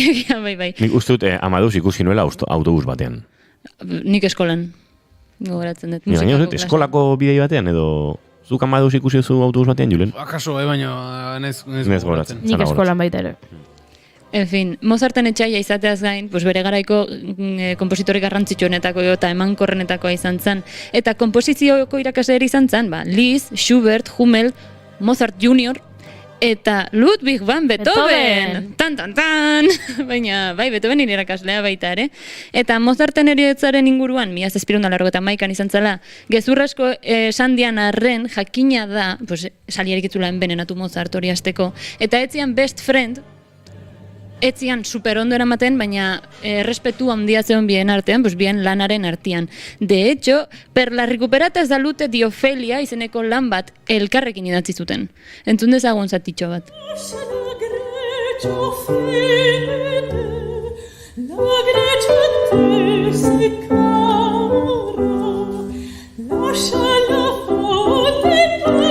Hirurogeita hamalau urtekin hiltzan guztiz itxu, bere ikaslea Gorra eta hau itxua ospital baten hiltzan, eta bere azkeneko agerraldi publikoan, beste hainbat musikari famaturekin batera, Beethovenen 7. sinfonia jozun estrenaldian. Osea, azkenean bi hauen artean ematen du horreontzala kontaktu asko, irakasle ikasle, jotzea, ez dakiz zer, bat agorra, beste itxua, hirugarren bat mutu gatuko zan, ez dakiz pentsatzen dut. Ben, elkartu ziren taldean egondako ikasle guztiak, eta esan zuen, denen artean zentzumen guztiak osatuko ditugu, ez? Olako zer, bai, eske bestela.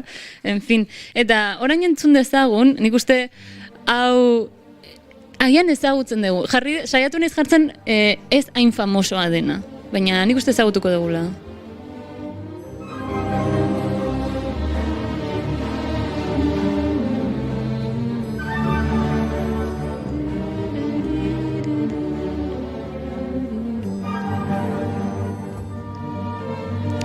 Egun orden? Ze musika den? Aparte gidoia irakurrita. Bueno, Johannes Brahms, danza húngara número 1.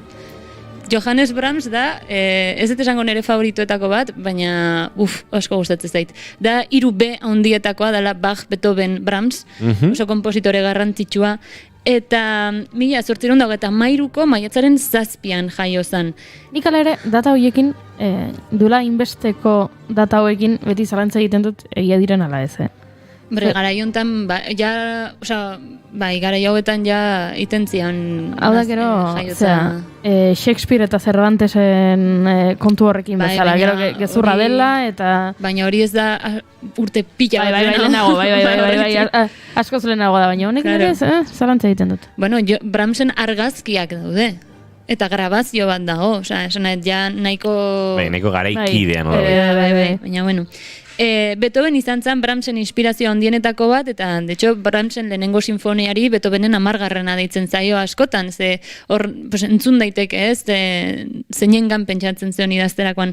Eta 19. mendeko zisma estetikoaren erdian egon zan, da, bueno, hau ezakit esplikatzen merezidun, baina, bueno, kontua da zeuden musikari programatikoak eta musikari absolutoak.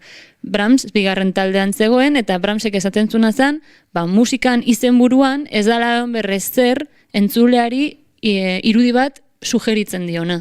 Zuk entzuten duzu, El lago de los cisnes, eta zuk ja nahi eta nahi gabe, laku bat imaginatzen duzu, zisneak imaginatzen dituzu, eta Brahmsek esaten zuen, ez, sinfonia bat, sinfonia bi, sinfonia 3, punto. Eta zuk ja imaginatu nahi dezuna. Eta hori zan estetikoki, digamos, edo funtxean, ez? Gero baita batzuk modernoagoak zian, beste batzuk ezain beste, Brahms kontserbadorea omen zan, baina gero berez, zuk bere musika entzuten dezu, da horrez dago ezer kontserbadorea. Osea, besteak bezain modernoa eta garaikidea eta gauza danak. Baina agian bai da kontserbadoreagoa sormen puntuan. Adibidez, Bach zeukan baitare oso presente, atzera begira, ezain beste aurrera begira, baina gero nahi eta nahi gabe, Jesucriston gauza politak idazten zituen hau bezala. Eta de hecho hemen ez dakit denbora mango diten, da igual hemen uste dauta dana. Salseoa dago Brahmsekin. Ara! Interesatzen zaizue pixka bat? Pixka bat, bai. Bueno, Robert Schumann zan kompositore garaikide bat, baita 19. mendekoa, eta bere emaztea Clara Schumann zan momentuko pianista garrantzitsuenetakoa eta honenetakoa. Eta idazlea ere gauzak esan berdia. Bueno, pues Brahms zeon, hasta las trancas, maiteminduta Clara Schumannetaz. Eta hor daude eskutitz batzuk, esatezula, aiama gizon hau, dao, ezin dula geixo. Umeak zaindu zizkion, etxea jute ezan pila batetan, oso harreman esto eukizun familia horrekin. Piskat frentzoneatu egintzun. Pentsatzen egin zen pagafantas. Piskat ez, pila bat. Era bat. Baina, 1856ko uztailaren 29an, alegia, nire urte betetzea, baino ez dakizen bat urte lehena, Schumann hiltzanean, ja, burua galduzulako, Suizara juntzian elkarrekin, bizitzen hasizian elkarrekin, umeak ja helduak dira, ez dakizer, eta naiz eta Brahmsek Bramsetzan inoiz eskondu, eta ez zuten inoiz publikoki onartu hor, pues, laguntasun harreman bat, baino gehiago zegola, jakina da, hor zerbait ontzela, hainbeste urteta gero, pikando piedra egonda gero. Ze gauzak diazen bezala. Eta, bueno, Clara Schumann ere zen berda, ez da bateri inusentea, ez? Bere zintzuten paktoa, eskutitzoi guztiak, desagerrarazteko, baina Klarak gorde zitun gehien gustatzen zitzaizkionak, eta horrela jakinda gerora behaien arteko harremana. Así que, bueno. Hemen deskartatu ez daitekeena da, Suitzarako bidai helduago horren aurretik, inoiz ezer gertatu. Claro, hori da. Eta baitare esan behar da, Robert Schumann hil eta urte batzutara Clara Schumann hiltzan, eta jarraian Brahms hiltzan hilabete batzutara. Ai, gaixua. Bai, osea, de pena. Bai. Ai. En fin.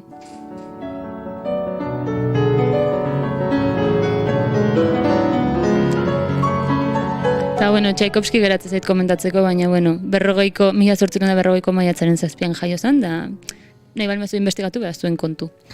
Bueno, akaso Tchaikovskyren... Azterketak ez ditut jartzen, baina etxeko lanak bai, Azterketak ere bai improvisatuak, Bai, baina gero ez ditut jarriko positiboak eta negatiboak eta gauza edanak, Ados.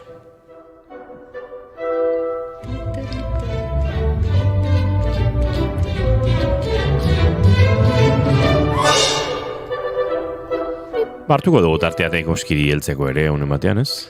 Ez, aprobetsatzen dut igual beste efemeride bat erortzen da, eta pixka lasaiago hitz egin bere inguruan. Datorren astean beti izango du aitzakia. Joan den astean izan zen efemerida, eta ezken nuen Tchaikovskyren inguruan. Ekainan hitz egingo dut bere inguruan. Bale! Ze homosexuala zan, eta ondo etorriko zaite ekainean LGTBIQ+, kolektiboko bat ekartzez ez dut inoiz ekarri. Eta badaude asko, eta badazkat asko buruan, eta hau bat oizan daiteke. Baten bat ekarri duzu. Bai. Nor? Brasildarra etzen, ez... bueno... Sintetizazai gailuen... Wendy Carlos. Claro, baina ez nun horregatik ekarri, baina... Ez baina pixua izan zuen, ez bere transizio sexualak, bai. Ez nintzen gogoratzen, bai. Ez hori aurrek urteko izan zen. Bale. Aurten oraindik ez dut ez derrikarri. Eta... Silsonik eta zitzen genuen... Bueno...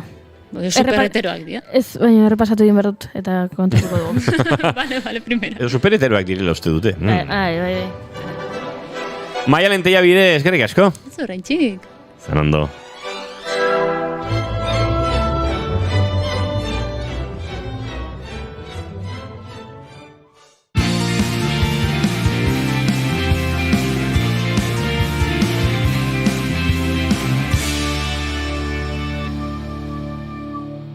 Bigarrenak ez direlako beti okerragoak, bigarren kafea.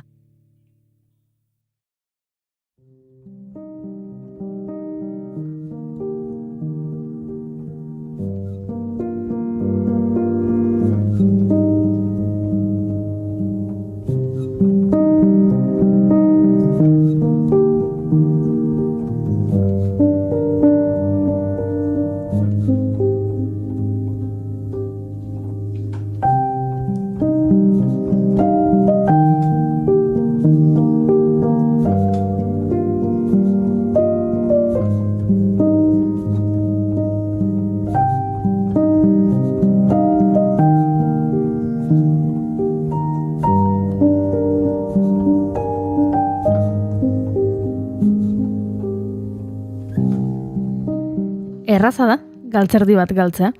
Garbigailuko zirrikituetan sartzen omen dira. Erraza da, hileko urkila galtzea. Oe atzera, erotzen omen dira. Erraza da, etxeko giltza galtzea, poltsikoan zulotxoren bat baduzu behintzat. Baina nola galtzen dira 150 kilo kokaina? Posible da inbeste kilo droga desagraraztea? Antza denez bai, etorri, gerturatu eta entzunadi.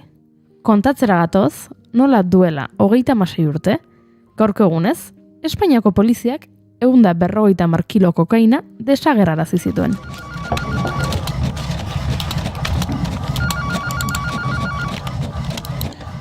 Mila 1988ko maiatzaren 7 da, eta arratsaldeko 5:00 dira.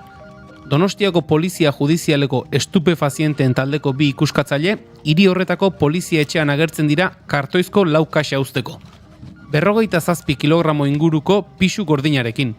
Laukaxak Peugeot markako furgoneta zuri baten barruan aurkitu dituzte Irungo Peio Vicente kalearen inguruan. Ordu batzuk geroago, 8:30, aipatutako taldeko agenteek bulegora itzuli eta hantxe dituzte kartoizko beste 55 kaxa. Kale bereko biltegi batean topatutakoak. Kaxa horiek biltegi hartan bertan pixatu zituzten, eta 953 kilo omen ziren. Begizko ikuskapen akta deitutako txostenaren arabera. Akta horrek proba judizial moduan balio du, Juan Piqueras Valls orduko instrukzio epailearen aurrean egin baitzen. 59 kutxen baturak beraz, 1000 kilo inguruko pixua dute. Eta hori esan zuen behintzat, Jose Ramon Goñi Tirapu, orduko Gipuzkoako gobernadore zibilak, urrengo egunean egindako prentxaurrekoan.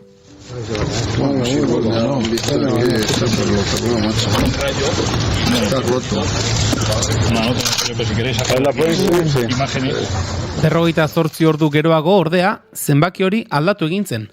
Maiatzaren 10ean goizean, konfiskatutako droga ofizialki pixatzean 831 kilogramo kokaina izan zen emaitza. Hau da, lehen egunean erregistratutakoak baino 159 kilo gutxiago.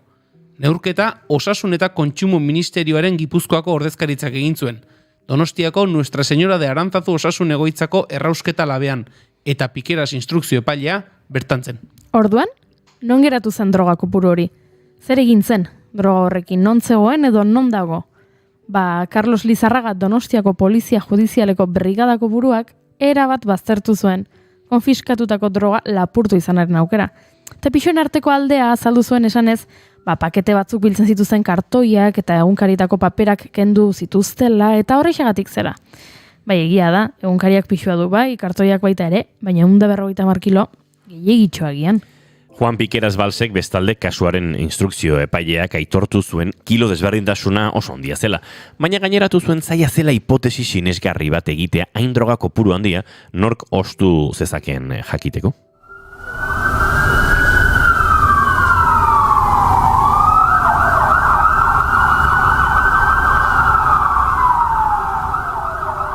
Poliziaren informazioaren arabera, 1988ko maiatzaren 7 Irunen atzemandako kokaina kamioi batean sartu zuten.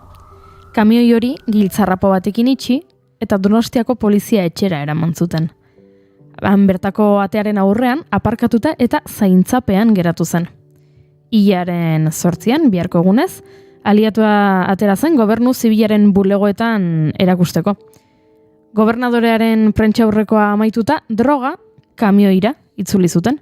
Eta han egon zen errausketa labera eraman zuten arte, hilaren 10ean, goizean goiz. Non geratu zen droga kopuru hori? Zer egin zen droga horrekin? Ez dakit, baina gertaeran oinarriturik Negu Gorriak taldeak gertaerei buruzko ustelkeria bestia kaleratu zuen 1981ko Gure Jarrera diskoan, Enrique Rodríguez Galindo Intxaurrondoko kuarteleko burua señalatuz.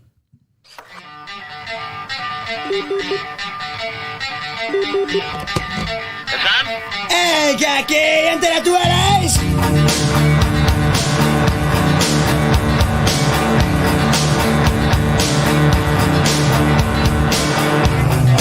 Etretako mindek, egon nahi lasai, Luisi baten motor motel, betitzen bai. Hey, ez alduk irakurri egunkaria dakarrena, Francisco Rodríguez Galindo teniente kolorerarena. Sei, Guardia Zibila, Intxaurrondoko kuarteleko komandantea, terrorismoaren kontrako arduradun nagusietakoa.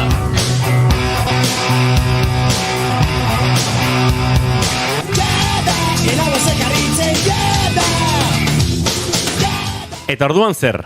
Bada, Galindok salaketa jarri zuela taldearen eta esan ozenki diskotxearen aurka. Elkartasun oldea eraginez. Guardia Zibilak talde auzitara eraman zuen, abesti horrek eragindako kalte moral larria leporatuz. Handik gutxira, Donostiako audientziak arrazoia eman zion militarrari, eta musika taldea zigortu zuen abesti etorkizuneko edizioetan ez sartzera, eta kaltetuari 15 milioi pezetako, gaur egungo 100.000 euro inguru ordaintzera. Baina salatuek, taldeko kideak eta esan ozenki diskotxeko arduradunak, ez zuten auzia galdutzat eman eta elegitea aurkezu zuten auzitegi Gorenaren aurrean. Auzitegi Gorenak 4 urteren ostean epaia baliogabetu eta negu gorriak absolbitu zuen. Era berean, taldeko abokatuak Mikel Castelsek argitu zuen bere defendatuak prozedura kontuengatik absolbitu zituzten arren, Gorenak ez zuela gaiaren mamia aztertu. Hau da, ustelkeria letraren edukia adierazpen askatasunerako eskubideak babesten ote zuen, ala ez.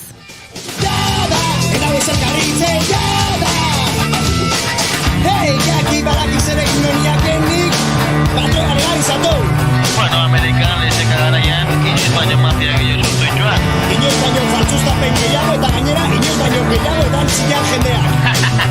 Legalizatuz gero, Baina, hain arraro altzen, negu gorriak taldeak esan zuena. Zentzurik zuen ala ez? Ba horretarako testu ingurua ulertu beharko dugu. Nolakoa zen 80ko hamarkada hura, nolakoa zen Euskal Herria garai haietan?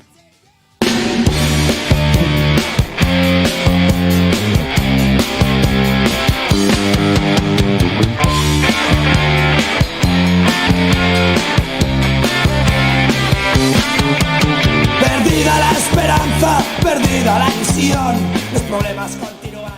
Gipuzkoako kokapen geografikoari eta poliziak narkotrafikoari aurre egiteko zuen interes urriari esker, narkoentzat oso leku erakargarria bihurtu zen Gipuzkoa. Hamarkadaren erdialdera, Eusko Jaurlaritzaren datuaren arabera, Euskadin 11.000 pertsonak baino gehiagok injektatzen zuten heroina. Hau da, Europako kopuru altuenetako bat. Liburu asko idatzi dira gaiaren inguruan askotan entzun dugu 1980 eta Euskal Herriko droga munduaren aurkako kanpaina gogorra hasi zuela. Talde terroristaren arabera estatuak heroina sartzen zuen euskal gazteria desmobilizatzeko eta suntsitzeko arma politiko gisa. Teoria horren aldeko eta kontrako ikerketa daude, baina testigantzak egon badaude. Nik astero 15 kilo heroina garraiatzen nituen Bilbotik Donostiara doan autobideko puntu bateraino. Kalez jantzitako Guardia Zibil batek gidatzen zuen autoa, eta aurretik beste auto batek bide irekitzen zigun Intxaurrondoko beste Guardia Zibil batek jasotzen zuen karga eta ura arduratzen zen banatzeaz. Nire laguntzaileari droga bidalketa jarraitu eta masibo horren arrazoia zeintzen galdetu nionean, bere erantzuna ezin argiagoa izan zen. Euskal gazteak zigortzeko etari emandako laguntzagatik.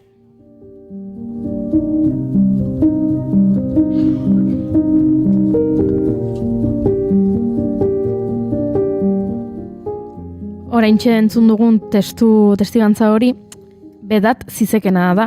Pepe Rey eta Edurne Santamardinen egin investigazion, otra forma de periodismo liburuan agertzen dena. Baina ez da testigantza bakarra. Eliza Katolikoak 1984ko azaroan aurkeztu zuen Euskal Herriko drogei buruzko bere dokumentu propioa. Eta dokumentu hartan Euskal Gotzainek honakoa salatu zuten gutxi gora bera.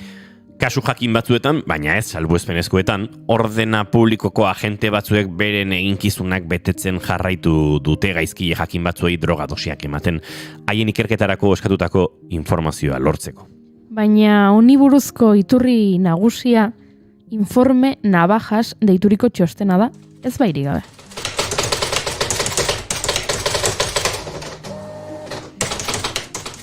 Baina zer da txosten hori? Bada, Luis Navajas Donostiako auzitegiko fiskalburuak 1989an egindako txostena, gaia erdigunera ekarri zuena. Hala ere dokumentuaren edukia ia etzen zabaldu eta giltzapean gordeta amaitu zuen, inork tiradera hori berriro ireki gabe. Izan ere, Kriminologiaren Euskal Institutuko ikertzaile Xabier Arana gogorarazten duenez, Luis Navajasek estatuko fiskal nagusiari bidali zion txostena, baina fiskal nagusiak ez zuen erregistratu, baizik eta pertsonalki jasotzea erabaki zuen. Navajas txostenaren edukiari buruz argitara atera zen informazio urria, Krisis aldizkariaren lehen alean jaso zen. 1983an. Argitalpen horretan, dosierraren laburpenak jaso ziren, eta hasieran azaldu zen erantsitako informazioa Gipuzkoako komandantzian atzemandako barne ustelkeriaren fokuari buruzkoa zela. Idatzian azaltzen zen, Gipuzkoan kidegoko kideen ustelkeria finkatu bat zegoela. Baina dakizuen bezala, Galindo ukiezina zen orduan eta horrela jarraituko zuen 80ko hamarkadaren erdialdean generalaren zerrenda PSOEren gobernuaren eskutik jaso arte. Lasa Zabala kasuagatiko kondena etzen 2000 arte iritsiko. Ezer gutxi gehiago jakintzen txostenaz, ondorioez eta egindako ikerketez. Jose Antonio Santamaria Tigrearen eta Jose Manuel Olarte Plomosen heriotzek susmoak piztu zituzten segurtasun indarren eta droga trafikoaren arteko loturari buruz, baina ez beste ezer. Navajasek etzen gehiago tiratu sokatik. Ez da gainerako justiziak ere. Fernando Andreu Donostiako epaileak orain Audientzia Nazionaleko magistratua denak ikerketa bere gain hartu zuen, baina emaitzarik gabe. Intxaurrondoko kontrainforme batek karpeta itxi zuen.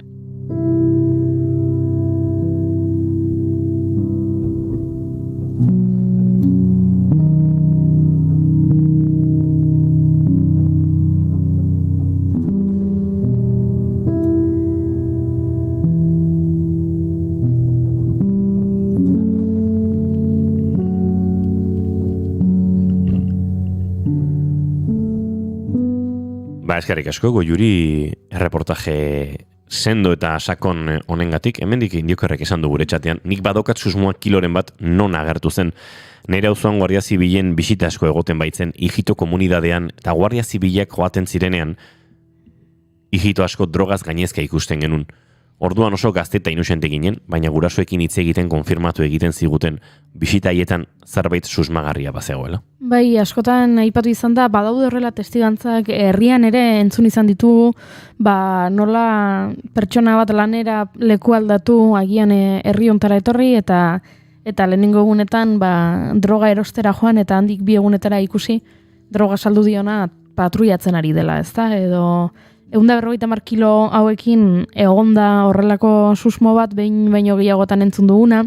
Uste dut Aostar Zelaiatak ere aipatu izan duela, Galiziara itzuli zela kilo kopuru guzti hau berriro salmentan jarri zutela, diru kopuru potentea lortu zuela poliziak, edo segurtasun indarrek behintzat, eta hori ere bazela horrelako jokaera bat, ez? Droga saldu, dirua lortu, gero droga inkautatu, berriro merkaturatu, berriro merkaturatu, horrela dirua egiteko, ekonomia zirkularra. Bai, erabat zirkular. Eta jasangarria ere, bai. Bai.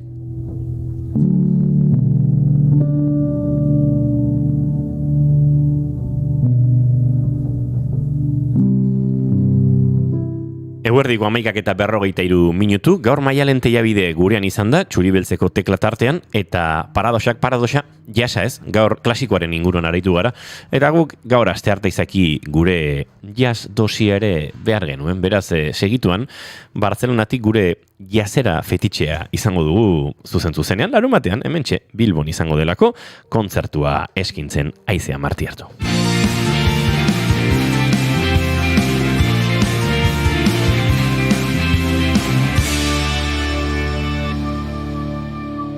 Bigarrenak ez direlako beti okerragoak, bigarren kafea.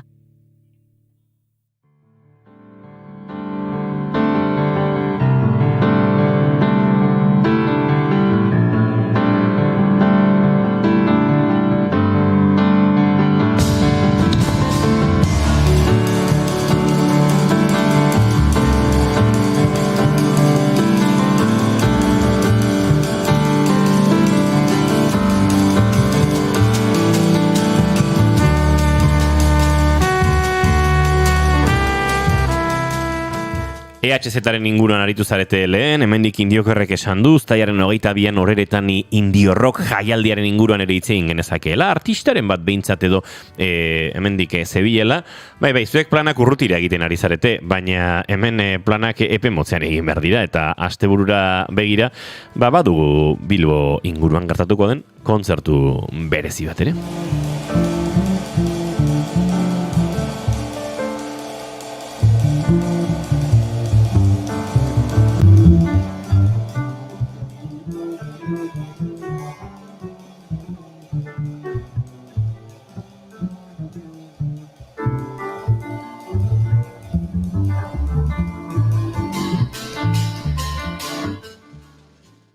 Gurean izan genuen folketik jazera ensemble aurkezten, eta jakin ere badakigu, lan berria eskuartean dabilkila, ari dela kantu berriak pixkanaka zu epelean eta zu motelean prestatzen, baina Euskal Herrira dator eta izakia baliatu dugu Aizea Martiartu Garziarekin tartetxo hartzeko. Aizea Martiartu, egun hon eta ongi etorri berriz ere bigarren kafera.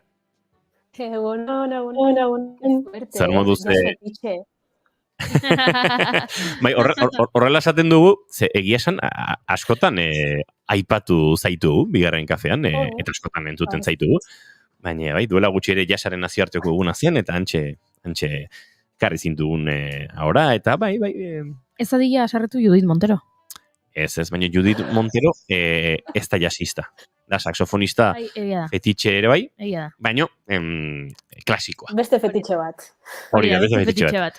Bai, hemen danak asko maite zaituztegu. Aizu aizea, zer moduz zabiltza, aspaldi zure berri izan gabe, Barcelona inguruan proiektu ugaritan ikusi zaitugu, talde ensemble, ez dakit, formazio ezberdinekin lanean, baina genuen gogoa ere zure proiektu pertsonalaren berri edo izateko, eta hori ere gertatzen ari da. Baina, galderaren lehen zatiari helduta, geldik ez zara egon batzuekin eta besteekin, eta oso proiektu interesgarrietan jotzen ikusi zaitugu. Bai, egiz esan ez naz geratu, denporazun lanien ibirinaz, eta azkenin guztot musikari asko duen, beren proiektu aparte beste gauz askotan be ibiltzen gaz, ez? Da horrekin be asko ikasten dozu, eta asko artista ez, azten. Eta bai, azkenen gurtitan, asko ibirinaz musikal profesionalen duen, eta gero big band, ez, jazz orkesta handixetan be bai, kontzertuek eitzen, eta hor mundu ibirinaz murgildute, desente. Eta, neuria eitzen behibirinaz, baina esan duzun modun, azkerin gitxinaka kozinatzen nabe. Pandemia ostian izan zintugun hemen, ze esango nuke, lehen aipatu dudan, folketik jazera ensemble, oso disko pandemikoa zela, ez 2020an atera zen, eta horre harrapatu zintun, uste dut, diskoaren aurkezpen gehienak musukoa jarrita egin behar izan zen ituztela. Bai, eske justo izan zen, momento pandemia, baina guztiz izan, proiektu erdixen, esan leike. Diskue, Arriagan esten nauen duen, martxan hamin, 2020xin. Eta bai, da berez beste kontzertu baten bat kantzela izan. Ze, justo, pandemia momentuen izan zen, baina, aurrera atera gendun azkenien. Ilusio handi sartu gendun, eta momentu hortan, danak ilusio doblitxe ban, ez? Porque, hain gatxazan kontzertuek aurrera ateratzea, behitxu.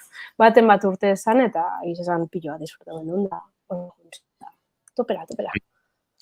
Aizu, 4 urte igaro dira iaia disko hartatik, eta, jakin badakit, azken egonetan izketan aritu garelako, oraindik data zehatzik gabe, baina lan berriare baduzula nolabait eskuartean, eta lan horren kantuek hartuko dutela pixua larun bat honetan Bilbon eskainiko duzuen kontzertuan, ezta?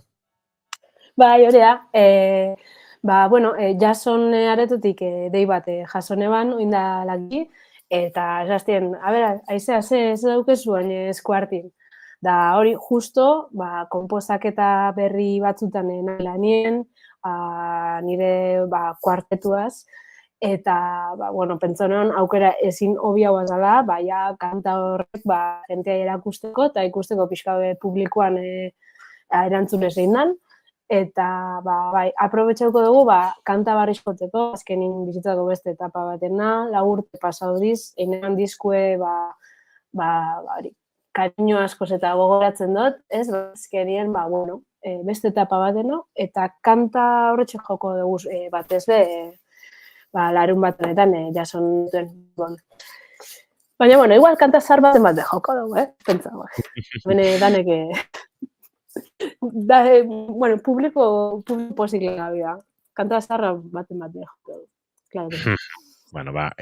Diskoa asko entzun duenak topatuko du diskoaren kantaren bat, baina bereziki, proiektuaren disko berri horren kantuekin edo. Jason areto aipatu duzu, eta hemen ere egin marko dugu, ez? Pixkate Bilbo inguruan dagoen jasaren eta zuzeneko musikaren beste tenplu txiki horrelako batentzat azpimarra, ze programazio ikaragarria egiten dute, ostegun honetan bertan Raquel Vega harmonizista egongo da, Horacio Fumero kontrabajista, bere piano eta bateria trioarekin izango da ostiralean, larun batean joko duzu ezuek arratsalde partean, iluntzean, arratsaldeko 8etan, baina egun horretan bertan Horacio Fumeroren masterclass bat ere izango da bertan, beraz, programazio ikaragarria egiten duen areto bat, eta zu bertara, aipatu bezala ekipo guztiarekin, Pau Gurpegi baterian, Vicente Marin pianoan, Hector Tejedo kontrabaxuan, eta zu saxoekin, ikusi dugu hemen jartzen duela tenorea eta sopranoa, ez dakit besterik ere izango den, baina saxoekin esango du.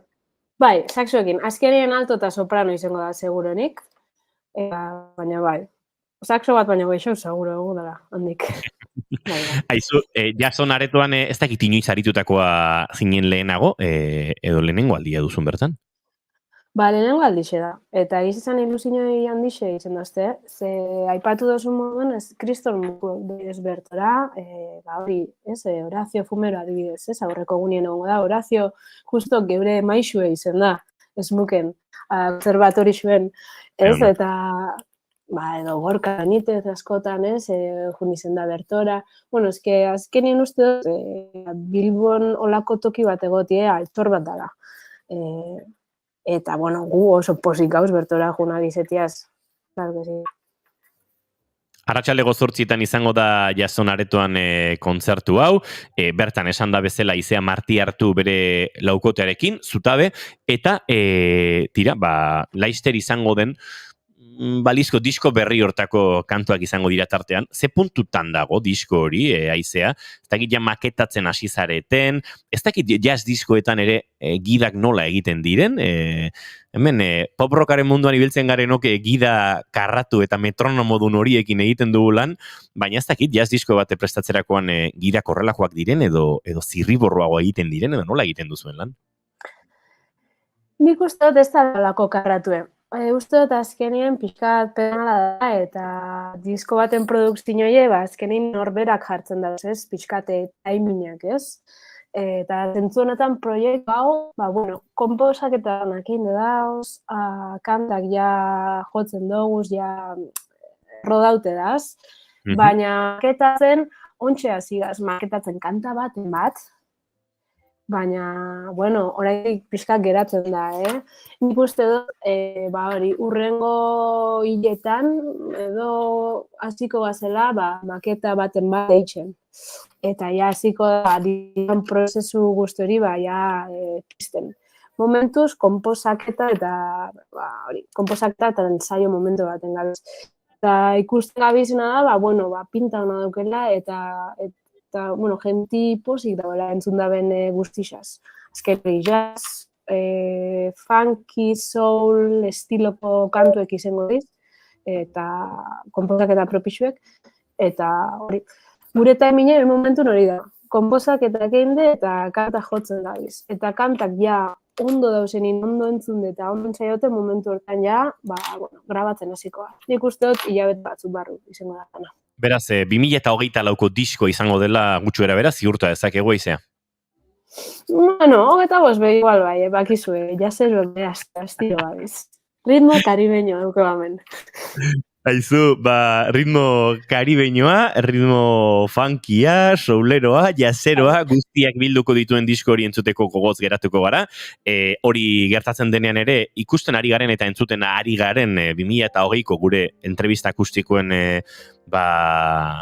bisita hau errepikatzen saiatuko gara, eta zuok ona ekarri eta kanturen batzuk hemen osatzen, baina bien bitartean, Aizea, esan beharra dukagu, larun bat honetan, jason aretoan, arratsaleko 8etan izango zarela zure laukotearekin, beraz, Bilbo inguruko jendea eta Bilboko azten eta Bilbora joateko preste egongo dena, apuntatu itzordua, eta Izea Marti Arturen lan berri horren aurrerapen doinu horiek edo dagoeneko sortuta dagoen hori entzuteko aukera izango duzue.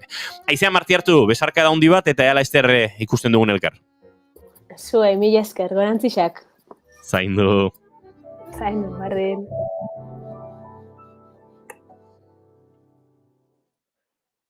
Hortxe, justu agurtu eta amaitu zaigu kantua, bagoaz aurrera, hementxe 5 minutu eguerdiko 12etarako, bigarren kafean.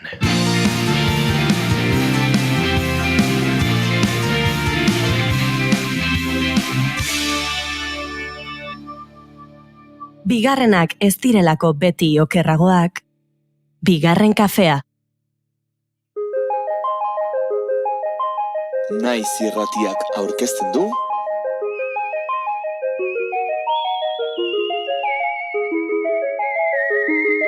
kultura eta natura elkarrizketa saioa.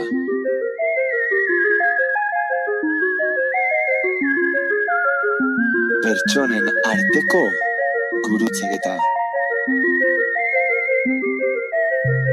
Nafarroako ekosistema desberdinei begirada. Artea eta ekologiaren arteko besarkada. Zuekin guztiekin, Sinbiosia.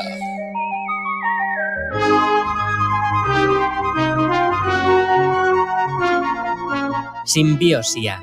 Asteleenetan, arratsaldeko 7:00 eta ondoren, podcasta plataformetan.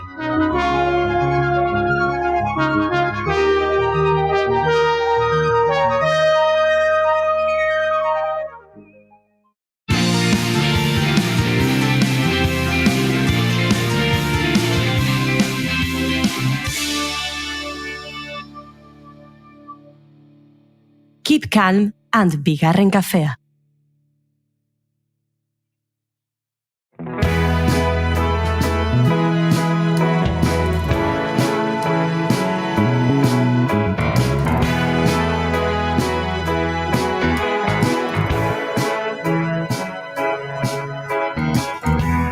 Azken trago bat hartu, goiz xamar da oraindik. Dena dago zabalik, aspaldiko parte. 2 minutu eskas eguerdiko 12:00 eta uste dut askorako denborarik ez digula emango dagoaneko, beraz, elkar agurtzen hasiko gara, eta zuek ere agurtzen hasiko gara. Zer pasa zaidan? Bai, bizi joan da, euri pixkat egin dut artean, eguzkiera atera da, 2 ordu askorako eman dute, Denetik. Su artifizialen inguruan aritu gara, Beethoven, Salieri, Mozart eta bestearekin, Brahmsekin bueltaka, Aizea Martiarturekin ere aritu gara bere larunbateko kontzertuaren inguruan, aritu gara zuekin 150 kilo kokaina non desagertu ziren eta ze xaltxe bili ziren kontatuz. Agertzen badira, abixatu, Dagoeneko kokaina hori igual pixkate. 88an, ez? Zen hori. Bai. Iraungitzeko denborarik ez zuten emango. Iraungitze data dauka kokainak. Bai. Guardia Zibilaren kuartelan agertzen baldin bada, askar iraungitzen da bai. Jule Moikoetxe Arbegozo, ondo bidean, da torren aste artera arte. Ondo ibili. Goiuri ez eizarandia, ondo bidean, bihar arte. Bihar arte. Eta zuek entzuleok, plazer baduzue behintzat, bihar goizeko 10:05 ikusiko dugu elkar hemen, bigarren kafean, naiz irratian, informazioaren txanda. Agur guztioi, eta agur hemen txatean ere gu agurtzen ari zareten hoi. Gurea da gaua. Iker Laurobaren azken trago bat kantu ederronekin uzen zaituztegu.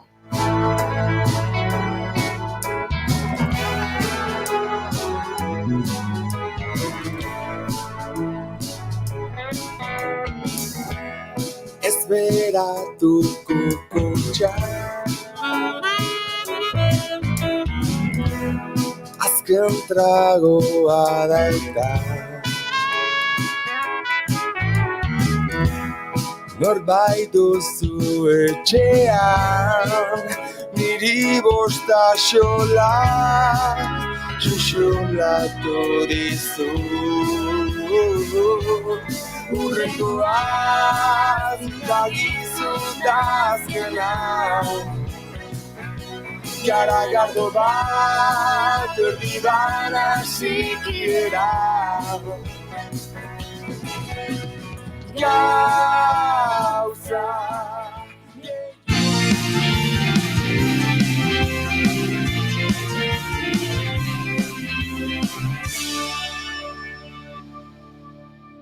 Keep calm and bigarren kafea.